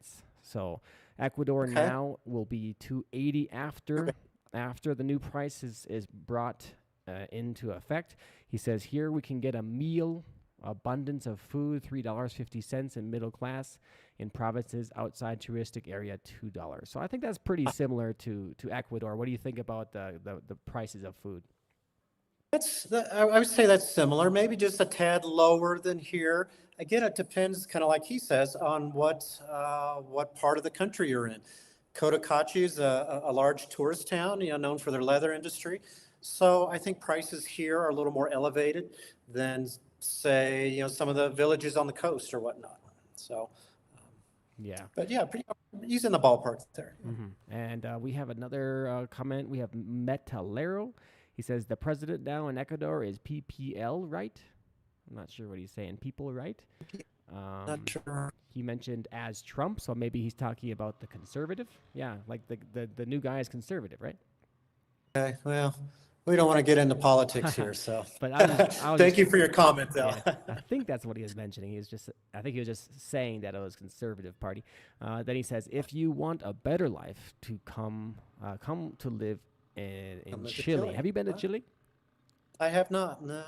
Yeah, you've spent some time there, haven't you? I lived there for probably close to a year in total. I studied there in 2009. That's some time. yeah. I lived in Concepcion. I wouldn't say Chile is a good value place because it's one of the most expensive places in South America, but it has opportunities for people that are looking for work. If they're trying to stay in South America and get a good option, a good working opportunity in South America, I think Chile is one of the best for people looking for that. But that's, retirees. For me working online, I mean, that's not really our objective. That's actually kind of the opposite of what we want. We don't really want the more expensive, more developed countries because that makes the value kind of go down from what we're looking for. Sure. Yeah. MRKV says it's mostly the places near the ports that are dangerous. Yeah, I would concur with that. Manta is, and again, I'm not saying the entire city of Manta is unsafe. It's just there's certain parts you don't go to, but Manta is a major port, and so is Guayaquil, and those are kind of two hot spots right now in the country as far as cartel activity, unfortunately.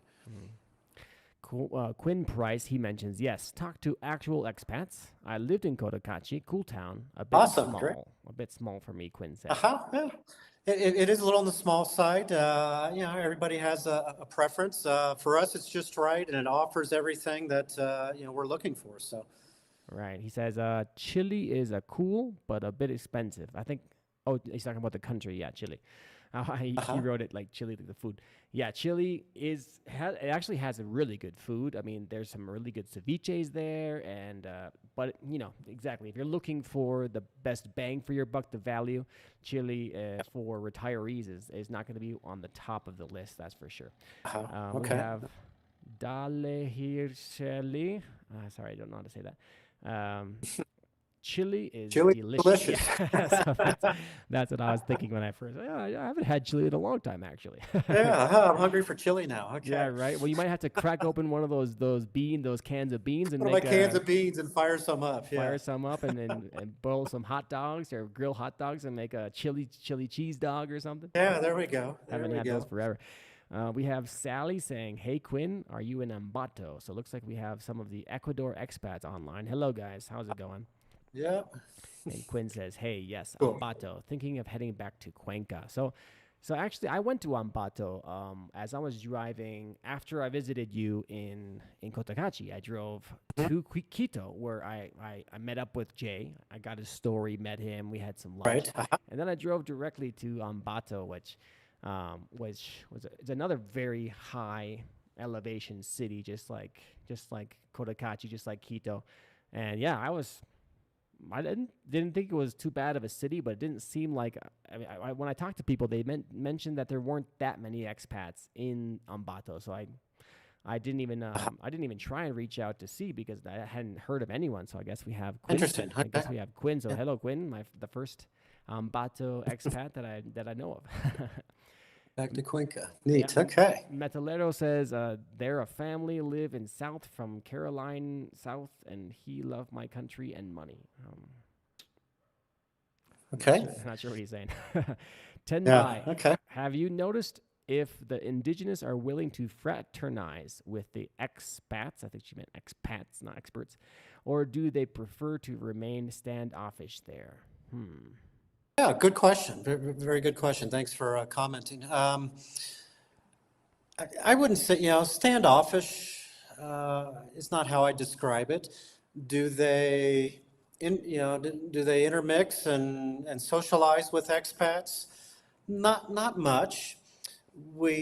Everybody interacts with everybody, because the majority of the population around here are indigenous, and they own businesses, and they provide services, and all of those things. So there's quite a large scale interaction between expats and the indigenous. But as far as are we hanging out at each other's houses, this and that, I don't see that happening a whole lot. But again, expats, a lot of times tend to hang out with expats and indigenous mestizo, et cetera. But I wouldn't say it's standoffish. It's just that's just kind of the way it is. So Yeah, they mix more thank you with for your people. question. They mix more with people that they have more in common with, right? Yeah, right. Right. We have Quinn again. He's mentioning he looks like Quinn and Sally are chit-chatting a bit. Good balls, very few expats. Yeah, right. So that's something I noticed, Quinn. I didn't realize that there were any expats. So it's good to know that you and some other people are there. So that's cool. Sally says, Quinn, Carrie, and I are headed to Cuenca next. Let's meet up there for karaoke. Oh, we got some karaoke people here. All right. I like some karaoke. Let's these days. So Dale here, Shelly. These days. Where is that coming from? These days. Are you in Ambato? I'm not sure what these days is about. Yeah. Quinn Okay. said, let's do some open mics. Ooh, are there any open mics or karaoke's in Cotacachi? Oh, I'd be surprised if there wasn't. There probably is. I couldn't tell you where, but with the number of expats here, I'm sure there's something, and with the variety of restaurants and whatnot. It's just that's kind of not my scene, but I'm sure there's one. Like I said, I'd be very surprised if there isn't. If there isn't, then it's a good business opportunity for somebody. maybe just no one likes it. So Quinn says, if you speak Spanish well, you can develop great relationships with indigenous, amazing people, mostly. They are very amazing, hardworking, humble, friendly people. We know several in the local community here outside of town, and they are just the most genuine people. And my Spanish is hit and miss at best, but we can still carry on a decent conversation, and yeah, we check on each other and whatnot. So yes, yeah, very valid statement there. Very nice people. I think an even better way to meet the indigenous is to learn a like basic Quechua, right? Because that's Yeah, kind of because the that's what main they speak. Yeah, native exactly. language from them. So if you really want to show that you're really interested, getting a bunch of those words, I don't know any. I think there is one. I picked up one when I was in Cuenca when I met the Australian expat that I put on my channel. He has a business that comes from one of the words in Quechua that like it's a word that means like I'll give you a little bit extra on top of what you just bought. I think it's Okay. I can't remember the name, but yeah, Yeah. that's I think a good thing, good way to get into their hearts. MSMRKV says, "Does Graf have a YouTube channel?" Graf, do you have a YouTube channel? No, and yeah, I'm not sure I'm ready to go down that road. I'll stick with these chats with Eric, and let him do all the hard work. Oh yeah, He's more so. the thousands of hours of editing. Yeah, someone said yapa. I just said yeah. Yapa is the word in Quechua. That's like the word where like Yeah. here's a bit of extra for Okay. me being thankful of what you're doing or whatever. Uh-huh. Right? Darlie says seems that learning Spanish is a must to have a complete comfortable experience. What do you think about that, Graph? It definitely helps. It will definitely give you an advantage. I moved here knowing very basic Spanish. It's still pretty basic. I can carry on a decent conversation. I can do most things on my own when I need to interact with somebody in Spanish. Um, but if you can become fluent in it, and I'm an older guy, memory retention, all that stuff. I struggle with it. But if you can come here and you're fluent in it, I mean, you're golden. You'll be in great shape. So, I encourage you to at least, if you're thinking of moving here and don't know any Spanish, I highly encourage you, excuse me, to take some basic Spanish classes, just so you can interact with Ecuadorians on a basic level, and they won't be offended and they won't make fun of you, anything like that. They just appreciate that you're trying. So we have another comment from Carlos. He says, one note, why are they calling themselves indigenous? It sounds weird to me as a Peruvian. They are really mestizos, mixed races. What is a fabulous thing? Isa, Well, I think he said mestiza is not really indigenous. He is mestizo like me. So do you have any comment on that? yeah. So my understanding is that you have the indigenous, who've been here for eons. This was their country originally, and then you have the mestizos, which are basically the non-indigenous Ecuadorians. So you have two groups here, essentially. That's how I, interpret the situation. So. Okay. All right. So we have Metalero again. He mentioned there a young girl live in Chile too, and she found his place in the world in my country, and she have 2 children with his husband. Yeah. Okay. So you're from Chile, Metalero. Seems like you are all about Chile, which is a pretty good country. Neat. Okay. So here we have Sally. Sally says at Cheers Bar there is. I think she's talking about the It's karaoke at Cheers. Okay, I know where karaoke. Cheers is. I just, I think my wife goes there to play Catan with some friends a couple times a week. But I'll have to Catan. ask her about the karaoke, if she's really doing karaoke instead of playing Catan. What is Catan? It's a board game. Ah, right. Yeah. Okay, and 10 by says to expand on that. Oops. To expand on that question, are there churches where an expert where an expat would be welcome that is primarily indigenous? Okay, interesting. Goodness, I'm not sure I can answer that one for you. There are several iglesias in town, 2 fairly large ones, but also in each indigenous community, such as ours, they have their own, smaller churches. As far as, being, welcomed into that, I can't see why you wouldn't be. Again, the people are very welcoming, very friendly. I don't think they're gonna, turn you away at the door. So. Yeah, it seems like one of those situations. As long as you show the necessary respect, that there won't be Of course. any Right. reason to kick you out, right? Precisely. Yeah. Right. We have Sally. She mentioned yapa, which was that word, that Quechua word. Okay. 10 says expat. I hate my autocorrect. Yep. Autocorrect is very, very annoying. Carlos is also saying, here in Peru, nobody calls themselves indigenous, even if they are 100% indigenous, I guess. Just one name for we, all the means, a union among us, that word's Peruan. Okay, so I guess for the Peruvians, they have a bit more of a sense of national pride, where they are, kind of all Peruvian regardless of their background. Right. Okay. Here we have Sally again. For a yapa. Ask for a yapa for something. Something extra. That's what it means. Yeah. Neat. Okay. Great. Thank you for that. Extra-ish, and I wasn't sure what the main reason. No, you're spot on with that. So we have Dale Jershel again. The prices of packages on Expedia are really inexpensive to Cuenca round trip for like 17 days, around $1,400, including the stay and free breakfast. Looking at doing an exploratory trip. Well, yeah, if you haven't been to Cuenca, I think it's one of the best cities in Ecuador, even though Mr. Grafito here has not even been there. He doesn't seem super interested. I know. One of these days.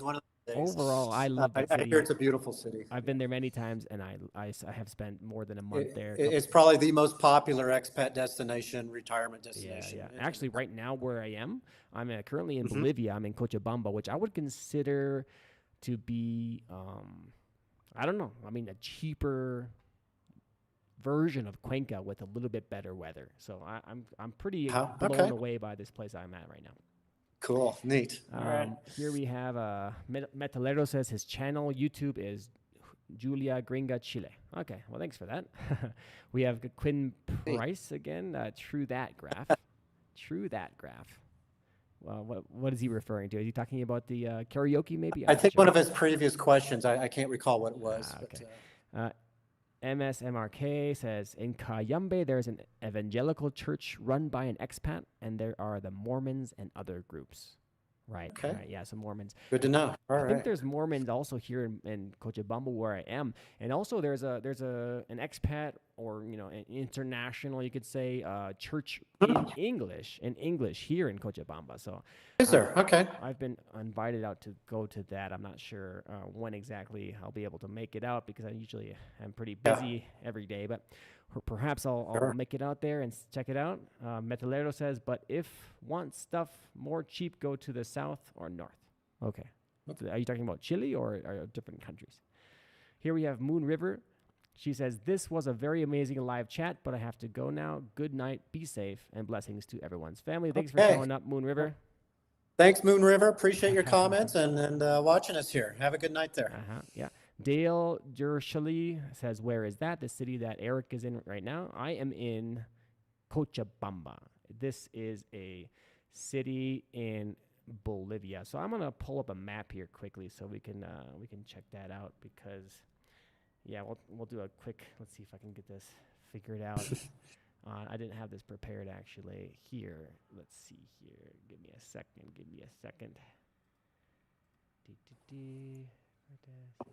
I'm not sure if I can figure this out too quickly. So hold on.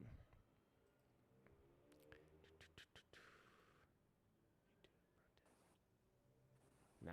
Well, anyways, I am currently in. It was too complicated trying to get it worked out. It's a city in Bolivia in the mountains that is actually a little bit higher than where Graf is now in Cotacachi. They're probably 2,600 meters, which is the same elevation as basically Quito, the same as Bogota. But it's actually a little bit higher. I think it's 2007. But it's very hot here. Like right now, I'm wearing a T-shirt. I'm hot. Like I am hot right now.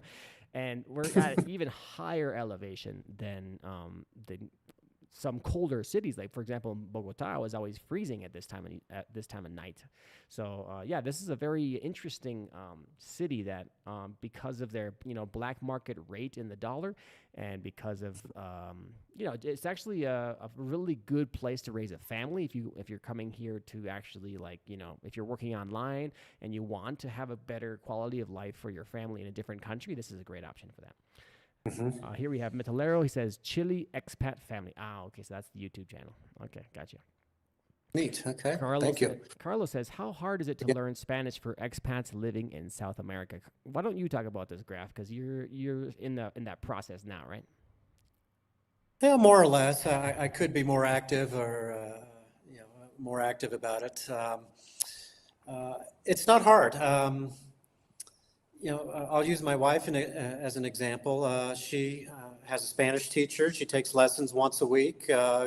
And then also once a week, she goes to a Spanish conversation group where, everybody practices Spanish, or sometimes Spanish speakers practice their English with the expats. So there's lots of opportunities to learn it here. And for myself, most of the people I interact with here are, they speak Spanish, or, are locals. So, I learn more by practicing and just using it, and they correct me when needed, which is quite often. But, I appreciate that. So I personally have learned just by, like I said, even on the coast, interacting with the locals, and they'll help with my Google Translate at times. But I think that, if you can couple just forcing yourself to use it in a conversation-based forum, and taking some lessons, you'll do great. So. Mm-hmm. We have Quinn Price again saying, learning Spanish is a daily process. Hear it, study, practice, and review daily. Very much true. Uh-huh. Yeah, very good advice. For those that don't know, I actually teach basic Spanish. So for any people that are interested that don't know any Spanish at all, I have students. I have taught many students to try, to help them get on their feet. I'm not going to teach you the fluent native Spanish from any country, because I don't speak native Spanish, but I can definitely help people that are beginners, or that are trying to make their way to intermediate.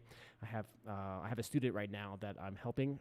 If she's online, hello. And so anyways, anyone that's trying to learn Spanish, that's definitely 100% what you need to do. You need to hear it, study, practice, review, and incorporate it into your life by doing activities that you like, that are meaningful to you, and that will help you to truthfully, memorize and utilize it. Whereas if you don't enjoy the process, it's going to be a lot slower and more difficult. Dale says, put the name. I wrote down Cochabamba for her. Carlos says, learning English isn't that hard, just the pronunciation. Yes, definitely. Pronunciation is another one of my jobs. I teach pronunciation for non-native English learners. So that's a big part of what I do while I'm doing this channel. That's my main income. So Dale says, thank you. You're welcome. Here we have Ruben Eduardo Espinosa Peruano. Long name. Hi, everybody. Hello. Okay. Hey, Ruben. Hey, Ruben. Thanks for joining us. He says, salute from Guayabamba. Guayabamba. Yeah, I'm not sure where is that. Guayabamba is on the way to Quito, I believe. On the way to Quito. So is just he outside of Quito, north of Quito. Is he involved in this protest situation? Is he part of the thick of it situation? As far as I'm concerned, they're, even though they're on the way to Quito, I think they're about 15, 20 minutes from the airport. I have not heard anything that they have been affected by this. Okay, so let us know if you are if you're involved, or if you're being affected, Ruben, because it seems like, from what Grafito knows, he says he doesn't think so. So here we have Quinn again is saying, use the Google Translate favorites to review words and phrases. Oh, that's a good idea. I haven't even good tip. Thank you. Seen the favorites thing. Accelerates retention. Nice. Metalero says they're a young couple from California and they live in Chile. Okay, well, I'll be making my way over to Chile, so we'll see if I bump into them when I get there end of next year. He says their YouTube is Brett and Jessica. Here we have Dale Jersel again.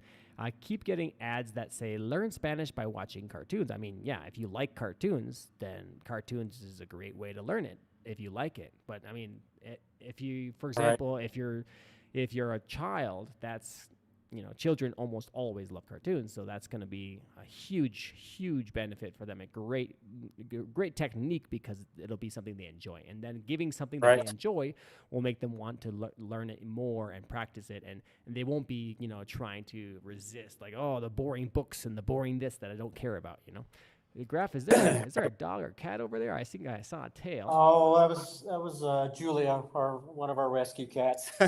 Probably saw our big floof tail go I by. saw a tail just go. Do, do, do, do, do, do. Yeah, Yeah. we got a tail kind of just brushing on by. Um, Here we have MSMRK. I think the main difference between Spanish and English is pronunciation. Well, there's a lot of differences, but that's definitely one of them. Dale, it may just be a marketing ploy. Well, no, I know. Definitely watching cartoons is a good thing, but it depends on like if you enjoy cartoons. I mean, not everyone likes cartoons.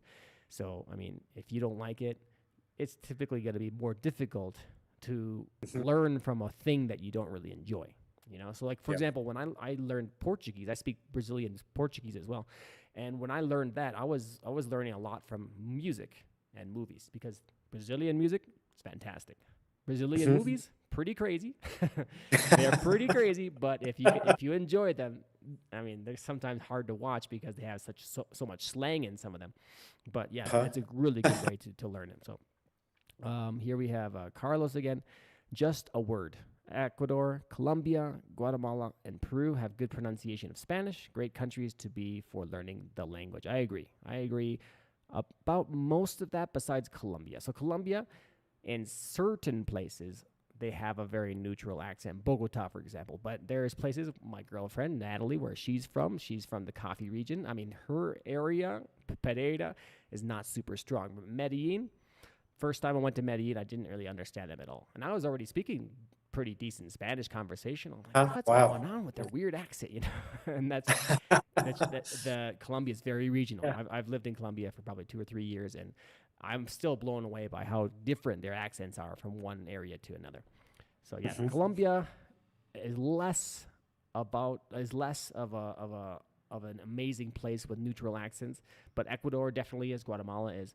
Peru, actually Bolivia, where I am, their accent is super easy to understand as well.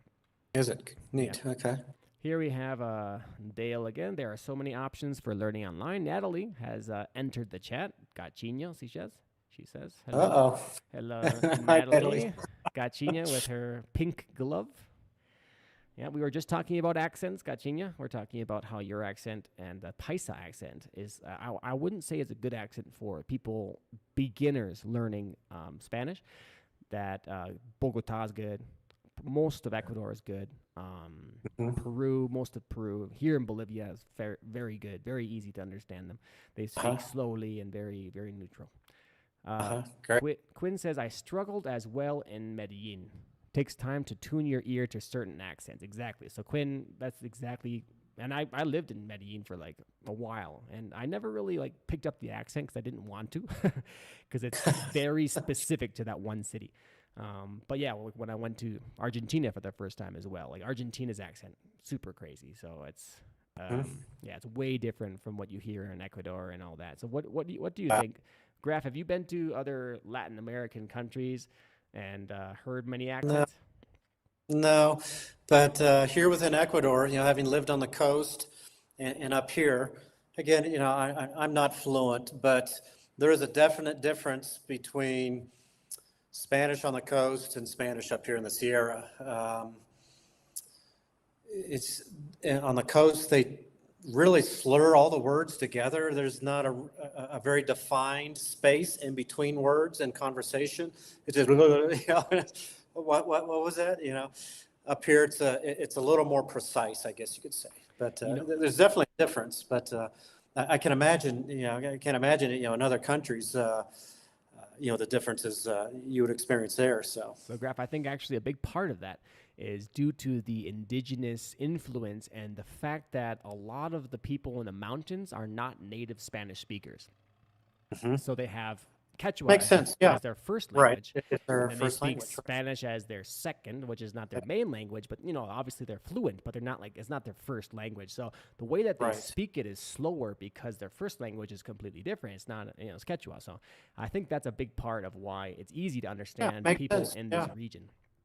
I mean, that's here in Bolivia. That's the same thing. I talk to people. And I'm like, they were speaking in Quechua before I came, and then when I speak to them in Spanish, then they change languages, right? Right, So right. here Dale says, Quince, my friend lives half the year with his Colombian wife in Medellin. Medellin's a fantastic city. I don't know. I think it's slowly becoming less desirable as more people move there. So Hmm. when I was there in 2018, 19, 20, loved it. But then it's been slowly a little bit less desirable for me, at least, as Yeah. time goes on, Interesting. as it becomes really popular. Huh. Okay. Prices are going up. It's just becoming a bit more of a tourist target. People are getting robbed a bit more often because, the locals notice all these flashy people coming in with lots of money. And Sure. yeah, I don't think that's More as opportunities for them, I guess. I don't Yeah. really think there is an equivalent so much in Ecuador of Medellin. It's kind of it's like the party city, and I don't know how much of a party city Ecuador really has.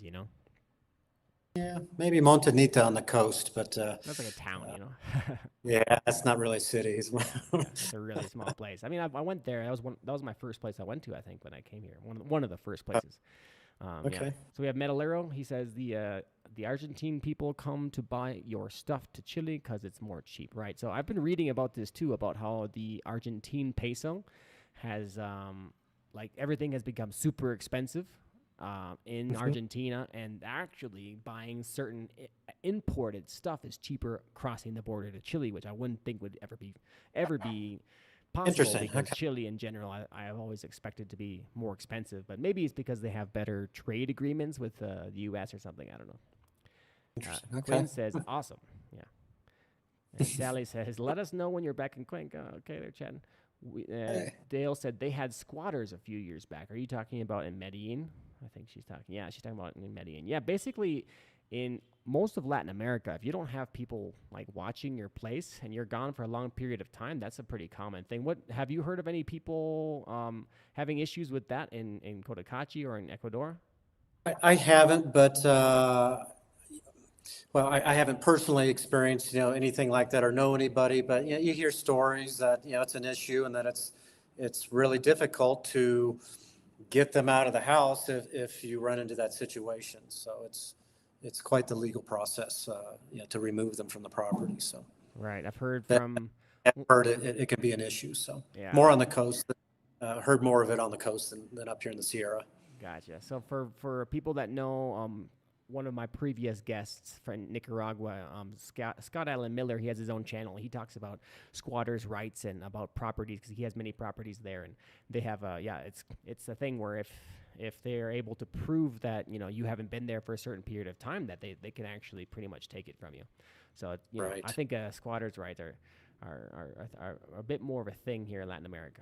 Quinn says yes. Yeah. MSMRK says people on the coast speak like people from Andalusia. I think that's a part of Spain. I've never been to Spain, but Okay. have you been to Spain before, Graf? I have not. No, No. just spent some time in Germany and Switzerland. So Okay, gotcha. So here and Carlos is saying Ecuador and Peru speak quite similar. Bolivia for sure, very slow, clear pronunciation. Chile is very hard, but very nice people. Yeah, Chilean Spanish is not Spanish. When I studied Spanish there, I'm like, why did I go study Spanish here? That their accent is so different from all of the other Spanish-speaking countries. They have basically their own language almost. Dale says yes. Dale, yes. It becomes a legal issue to try to get them out. She's talking about the squatters again. definitely, yep. Quinn says I had a friend's house robbed in Cuenca while away. I think it meant a while back. He suspected a neighbor. Best to have a house sitter. Right, exactly. So that's one thing that I've been hearing from people that own properties that don't live in them long term, or maybe to go on lots of vacations or whatever. Yeah, if you don't have the house sitter, there's some high Right. high risk for people coming in and not stealing. For example, what happened to you, Graf? I mean, you and your shed or the place where you keep all your stuff, that was broken into, right?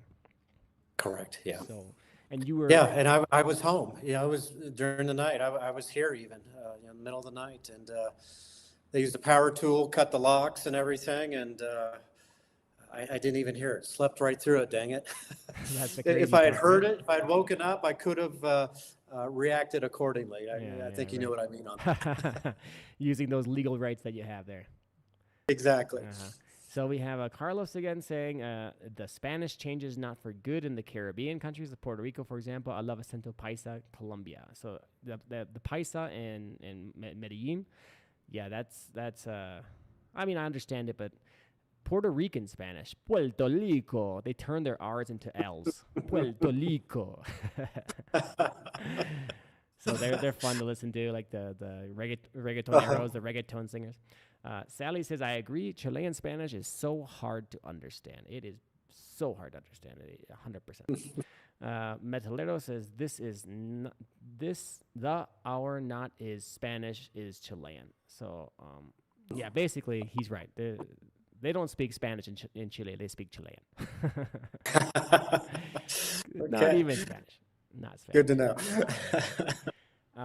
So if we don't have any more comments, Graf, I think I don't want to keep you, busting away, rocking the chat all night. We have Sally with one more comment. Puerto Rican Spanish is the fastest, right? So we have another question for you, Graf, actually. 10 by. Okay. Graf, I'm curious if when you cook at home, if you're cooking Ecuadorian food now, or if you still cook American food. Well, I still cook American, I'm afraid. Mainly because I'm not a great cook by any means. I can do some decent dishes and I love baking. That's kind of my specialty, but I just don't know how to cook anything Ecuadorian. So we leave the Ecuadorian food when we want some to the specialists, to the experts. So, but I made a tuna casserole tonight, and tacos and pot roast and all of that stuff. Very American, I'm afraid. So, Yeah, sorry if I disappointed you. I think that's pretty standard, though. I mean, for me, like I actually, I always eat, of course, the local food wherever I am. And then when I miss a certain food, I'll make that myself. So, for example, you make your comfort American food. And for me, sometimes I'll miss like Asian food because I lived in Asia for so long. So, yeah, just eat whatever is local, whatever is good that is local, or whatever, local people have a certain thing they're good at making. So I'll eat that. And that, I'm sure the same thing for you, Graf. You eat the local food when you're in Ecuador. And then when you leave Ecuador, I'm sure you don't touch it. Right. Well, and and really nice thing that Janet and I like about living here in Cotacachi, we have a variety of international, restaurants. There's Italian, there's a couple Mexican restaurants, there's kind of an American. We went to the Indian restaurant together. What's that? Sorry, could you say that again? Graf, we went to the Indian restaurant, the international Indian. The Indian restaurant. The Indian restaurant. So it's nice to have those. But also you have all the traditional Ecuadorian restaurants. So you get the best of both worlds up here. If you don't feel like cooking your American dishes at home. Right. And the international food over in Cotacachi is super affordable. I remember it was like, what, $5 to $7 per plate for the Indian food we had? Yeah, I think it's around $7, $7.50 for like a chicken tikka masala or a butter chicken dish. Good portion. You always have leftovers, so.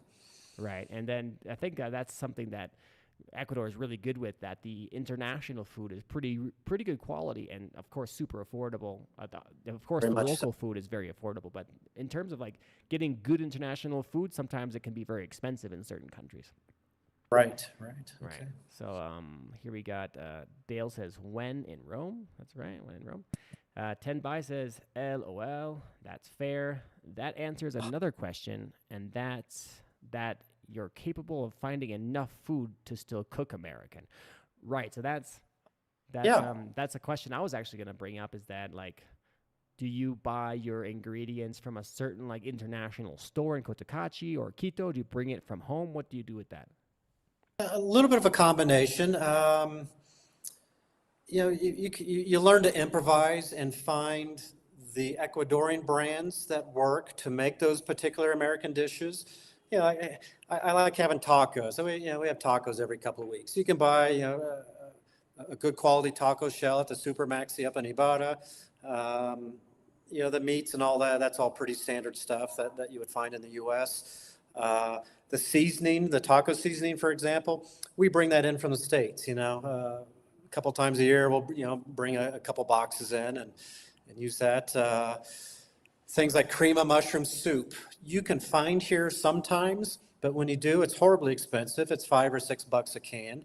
So we'll bring in a 12 pack of cream of mushroom soup, once a year, stock up on that for some of our dishes. But, you can improvise, with some of the stuff, when making those dishes.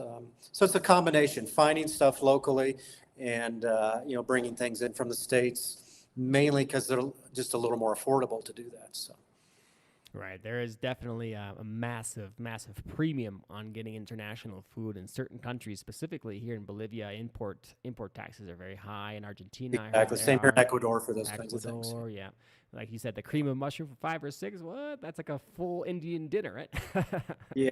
I get a can of it for, like 90 cents off Amazon. I'll buy a 12-pack box and throw it in the duffel bag. So. Right. Sally has another comment. I think she's talking about the Indian food. Vandanam. Oh, Vandanam is great. Yes. My wife and I, one of our favorite restaurants here. We both love Indian food, and, it's a little different than what you would find in the U.S. It's probably more authentic, actually. Great restaurant. Really good restaurant. Was that the one? Food.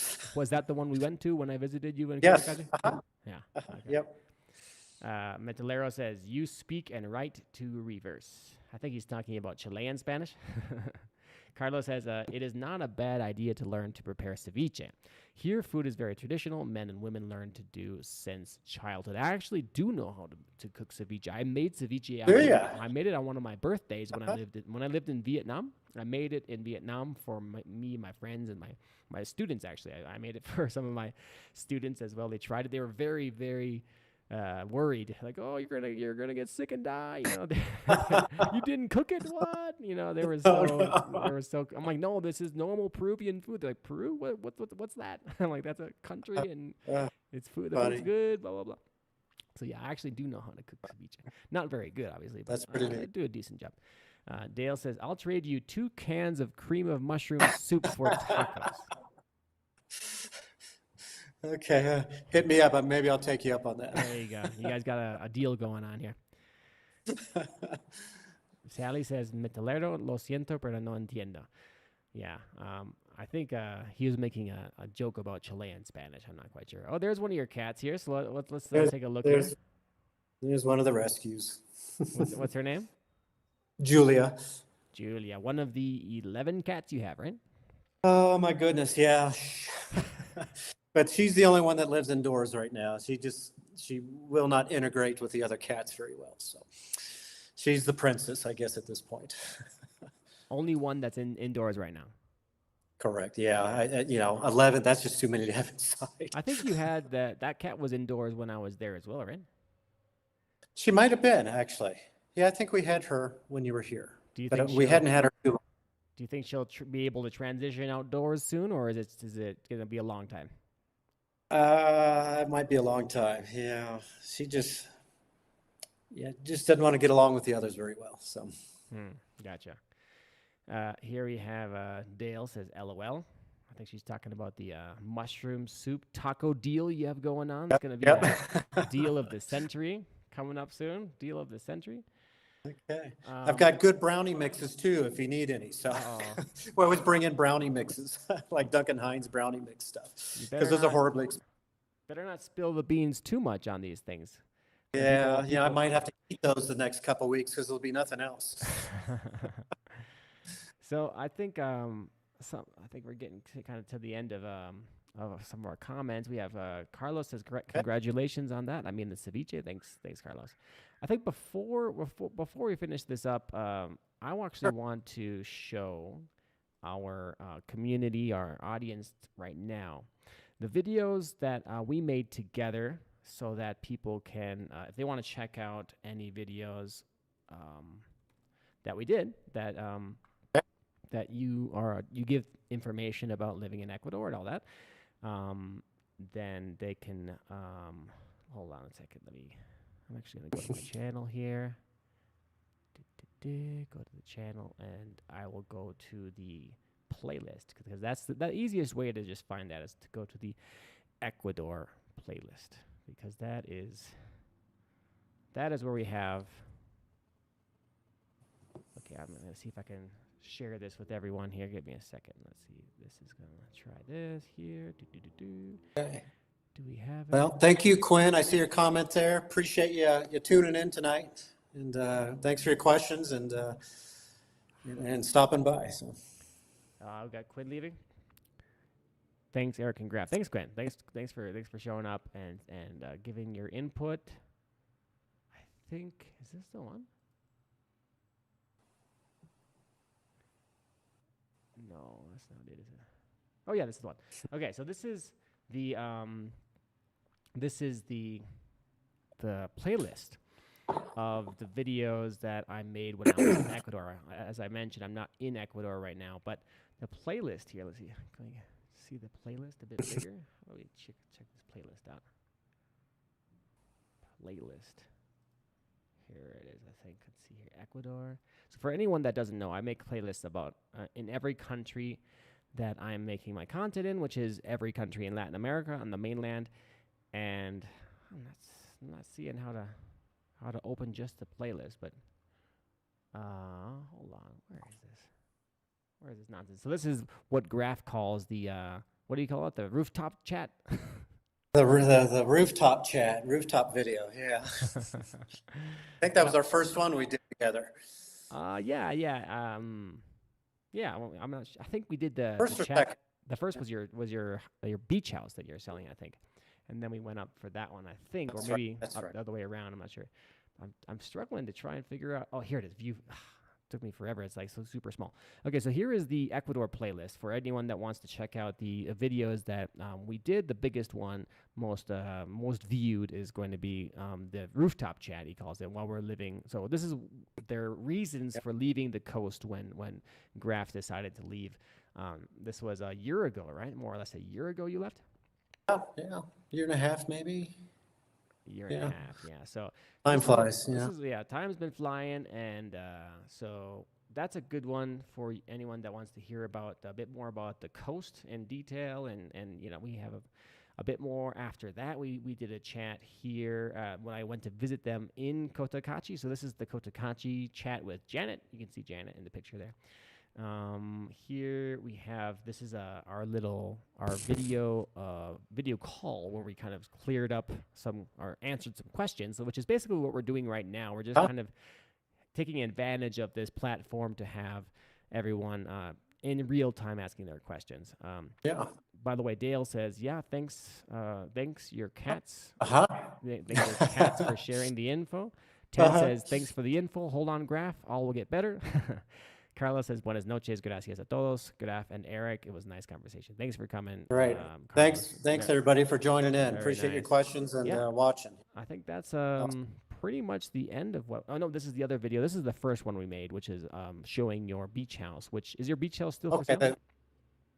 So the yellow one is it's basically sold. It's under contract. We're going to close on it in December. That one's sold already. And then the main house, the other house, it's still for sale. I do have some renters moving in next Sunday. So that's good. At least it's not going to sit there empty. It'll be used. A couple from Manta are moving in. So right. Here we also have, this is one of our first chats as well, where we talk about how you legally have a firearm in Ecuador, which didn't really reach many people, but is a pretty kind of different type of chat. So yeah, that's going to be the main videos that Graf and I did together. And I just wanted to share those here. So yeah, Graf, by the way, I just want to finish this up by saying reading the rest of our comments and saying thanks. So here Dale says cheers, Metalero, the red table instead of the table red. I think he's talking about the noun and adjectives, the way that you put the grammar together. Okay. Yeah. Right, exactly. So yeah, thank you so much, Graf, for giving everyone the input about the protests and just kind of the updates about living in Ecuador. Of course. And how you're sadly not seeing much progress in what's happening, but perhaps there are conversations going on in the background, and that's, I guess, what we can just hope for. Yeah, just hope for the best, and everybody wants to get back to work once things open up, and I just feel bad for all of those people right now that are being affected by it. And the impact of it on me is minimal at this point. It's everybody else. So we just hope something comes to a resolution here soon in the near future, and things can move forward. So. Right. We have MSMRK. Thanks, guys. And then Debbie, thank you. Thank you all for showing up, everyone. Thank you for sharing. Debbie, appreciate it. Thanks for joining in. With you guys. I had a nice beer as we chatted. Nice. Cheers. Water. The whistle wet. Yeah, keep the whistle wet. So, yeah. Anyways, hey, guys, thanks for showing up. Thank you, Graf. And I guess I'll see you guys on the next one. Thank you, Eric. Have a good night. Take care, everybody out there.